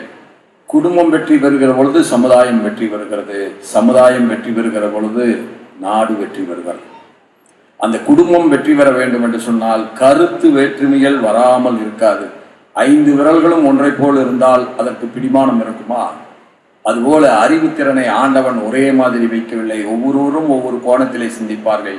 எத்தனை கோணத்திலே சிந்தித்து எத்தனை கருத்துக்கள் வீட்டுக்குள்ளே வந்தாலும் அதை ஒருமுகப்படுத்துகின்ற தன்மை தாயாருக்கு மட்டும்தான் உண்டு, அம்மாவுக்கு மட்டும்தான் உண்டு. அதுபோல நாம் அனைவரும் எவ்வளவு கருத்து வேற்றுமைகள் இருந்தாலும் வெற்றி பெறுவதற்காக போராட வேண்டுமே தவிர நமக்குள்ளாக போராட்டத்தை குடும்பத்திற்குள்ளாக இருப்பதை நாம் நிறுத்திவிட வேண்டும். குடும்பத்தில் அமைதி நிலவுகிற பொழுது லட்சுமி கடாட்சம் தானாக வரும், வாழ்க்கை இனிதாக அமையும். அதற்கு அம்மாவின் பேச்சை நாம் எல்லோரும் கேட்க வேண்டும் என்று சொல்லி இத்தகைய அற்புதமான வாய்ப்பை எனக்கு தந்த நம்முடைய இந்து மத மகா மண்டலத்தை சார்ந்தவர்களுக்கும் அதனுடைய சப்சிடியான ஸ்ரீ வித்யாதி ராஜ கல்ச்சுரல் சென்டர் இது போன்ற இன்னும் நிகழ்வுகளை தொடர்ச்சியாக நடத்த வேண்டும். அப்பொழுதுதான் இந்த மண்ணுடைய மாண்புகளை உலகம் புரிந்து கொள்ளும். அதை காட்டிலும் நம்மவர்கள் கூட புரிந்து கொள்ள முடியும், அதன் மீது மகத்தான நம்பிக்கை வைக்க முடியும் என்று கூறி எல்லோருக்கும் எல்லாம் கிடைக்க வேண்டும். இறைவா, அப்படி எல்லோருக்கும் எல்லாம் கிடைக்க வேண்டும் என்கின்ற சிந்தனை எங்கள் உள்ளத்தை விட்டு ஒருபோதும் அகலாதிருக்க எங்களுக்கு அருள் புரிவாயாக என்று வேண்டி வாய்ப்புக்கு நன்றி கூறி வார்த்தைகளை நிறைவு செய்து அமர்கின்றேன். நன்றி, வணக்கம். ഞാൻ നിങ്ങൾക്ക് തരുന്ന ഒരു സന്ദേശം ഇതാണ്. നമ്മുടെ കുടുംബത്തിൽ അംഗങ്ങൾ ഒന്നിലധികം ഉണ്ടാകും. എല്ലാവരുടെയും ചിന്താഗതി ഒരുപോലെ ആയിരിക്കുകയില്ല. പക്ഷേ നമ്മുടെ കൈവിരൽ 5 വിധത്തിലുള്ളതാണ്. ഒരേപോലെ ഇരുന്നാൽ നമുക്കിത് മുറുക്കി പിടിക്കാൻ പറ്റില്ല. അതേപോലെ നമ്മളുടെ ചിന്താഗതികളിൽ ഒരു സമാനത വേണം. പക്ഷേ അത് നേർ വിപരീതമായ ദിക്കിലേക്ക് തിരിയുന്ന തരത്തിൽ ആകരുത്. കുടുംബം നന്നായാൽ നാട് നന്നാകും, നാട് നന്നായാൽ രാജ്യം നന്നാകും, രാജ്യം നന്നായാൽ ലോകം നന്നാകും. അങ്ങനെ എല്ലാവരും നല്ല മനസ്സിന് ഉടയവരായി സർവോപരി അനുഗ്രഹ ദാതാവായി വർദ്ധിക്കുന്ന ഈശ്വരനെ സ്മരിച്ചുകൊണ്ട് തെറ്റുകൾ ചെയ്യാതെ ശരികളിലേക്ക് നമ്മളുടെ ദൃഷ്ടികൾ ഊന്നി ഉറപ്പിച്ചുകൊണ്ട് മുൻപോട്ട് പോയി വിജയം കൈവരിക്കുക. അതായിരിക്കണം ജീവിത ലക്ഷ്യം. എനിക്ക് ഇവിടെ ഈ മഹനീയമായ സദസ്സിൽ പങ്കെടുക്കാൻ കഴിഞ്ഞതും എൻ്റെതായ ചില ആശയങ്ങൾ നിങ്ങളിലേക്ക് പകർന്നു തരാൻ കഴിഞ്ഞതും ഒരു വലിയ സന്തോഷപ്രധാനമായ കാര്യമായി ഞാൻ എടുക്കുന്നു. ഇനിയും ഇതുപോലെ സമ്മേളനങ്ങൾ നമ്മൾ നടത്തണം. ആ സമ്മേളനങ്ങളിൽ നമ്മുടെ കലാചാരങ്ങളെയും നമ്മുടേതായ പൈതൃകത്തെയും നഷ്ടപ്പെടാതെ കാത്തു രക്ഷിക്കുവാൻ ഈശ്വരൻ നിങ്ങളെ അനുഗ്രഹിക്കട്ടെ എന്ന് പറഞ്ഞുകൊണ്ട് ഞാൻ എൻ്റെ വാക്കുകൾ ഉപസംഹരിക്കുന്നു. നന്ദി. ഉപഹാര സമർപ്പണത്തിന് பேச்சை என்னை விட சிறப்பாக உங்கள் மனதிலே பதிகின்றபடியாக மொழிபெயர்த்த அருமை சகோதரி கனகம்மா அவர்களுக்கு என்னுடைய நெஞ்சார்ந்த நன்றியை விடுத்தாக்குகிறேன். நீங்கள் வாழ வேண்டும், வளர வேண்டும். ஜெய் ஹிந்த், ஜெய் பாரத், ஜெய் ஜார்க்கண்ட், ஜெய் கேரளா என்று சொல்லி அனைவருக்கும் நமஸ்காரத்தையும் ஜொகாரையும் சொல்லி விடைபெறுகிறேன். நன்றி, வணக்கம். जनगण मन अधिनायक जय हे भारत भाग्य विधाता पंजाब सिंध गुजरात मराठा द्राविड उत्कल बंगा विंध्य हिमाचल यमुना गंगा उच्चल जलधि तरंगा तव शुभ नामे जागे तव शुभ आशीष मांगे गाहे तव जय गाथा जनगण मंगलदायक जय हे भारत भाग्य विधाता जय हे जय हे जय हे जय जय जय जय हे।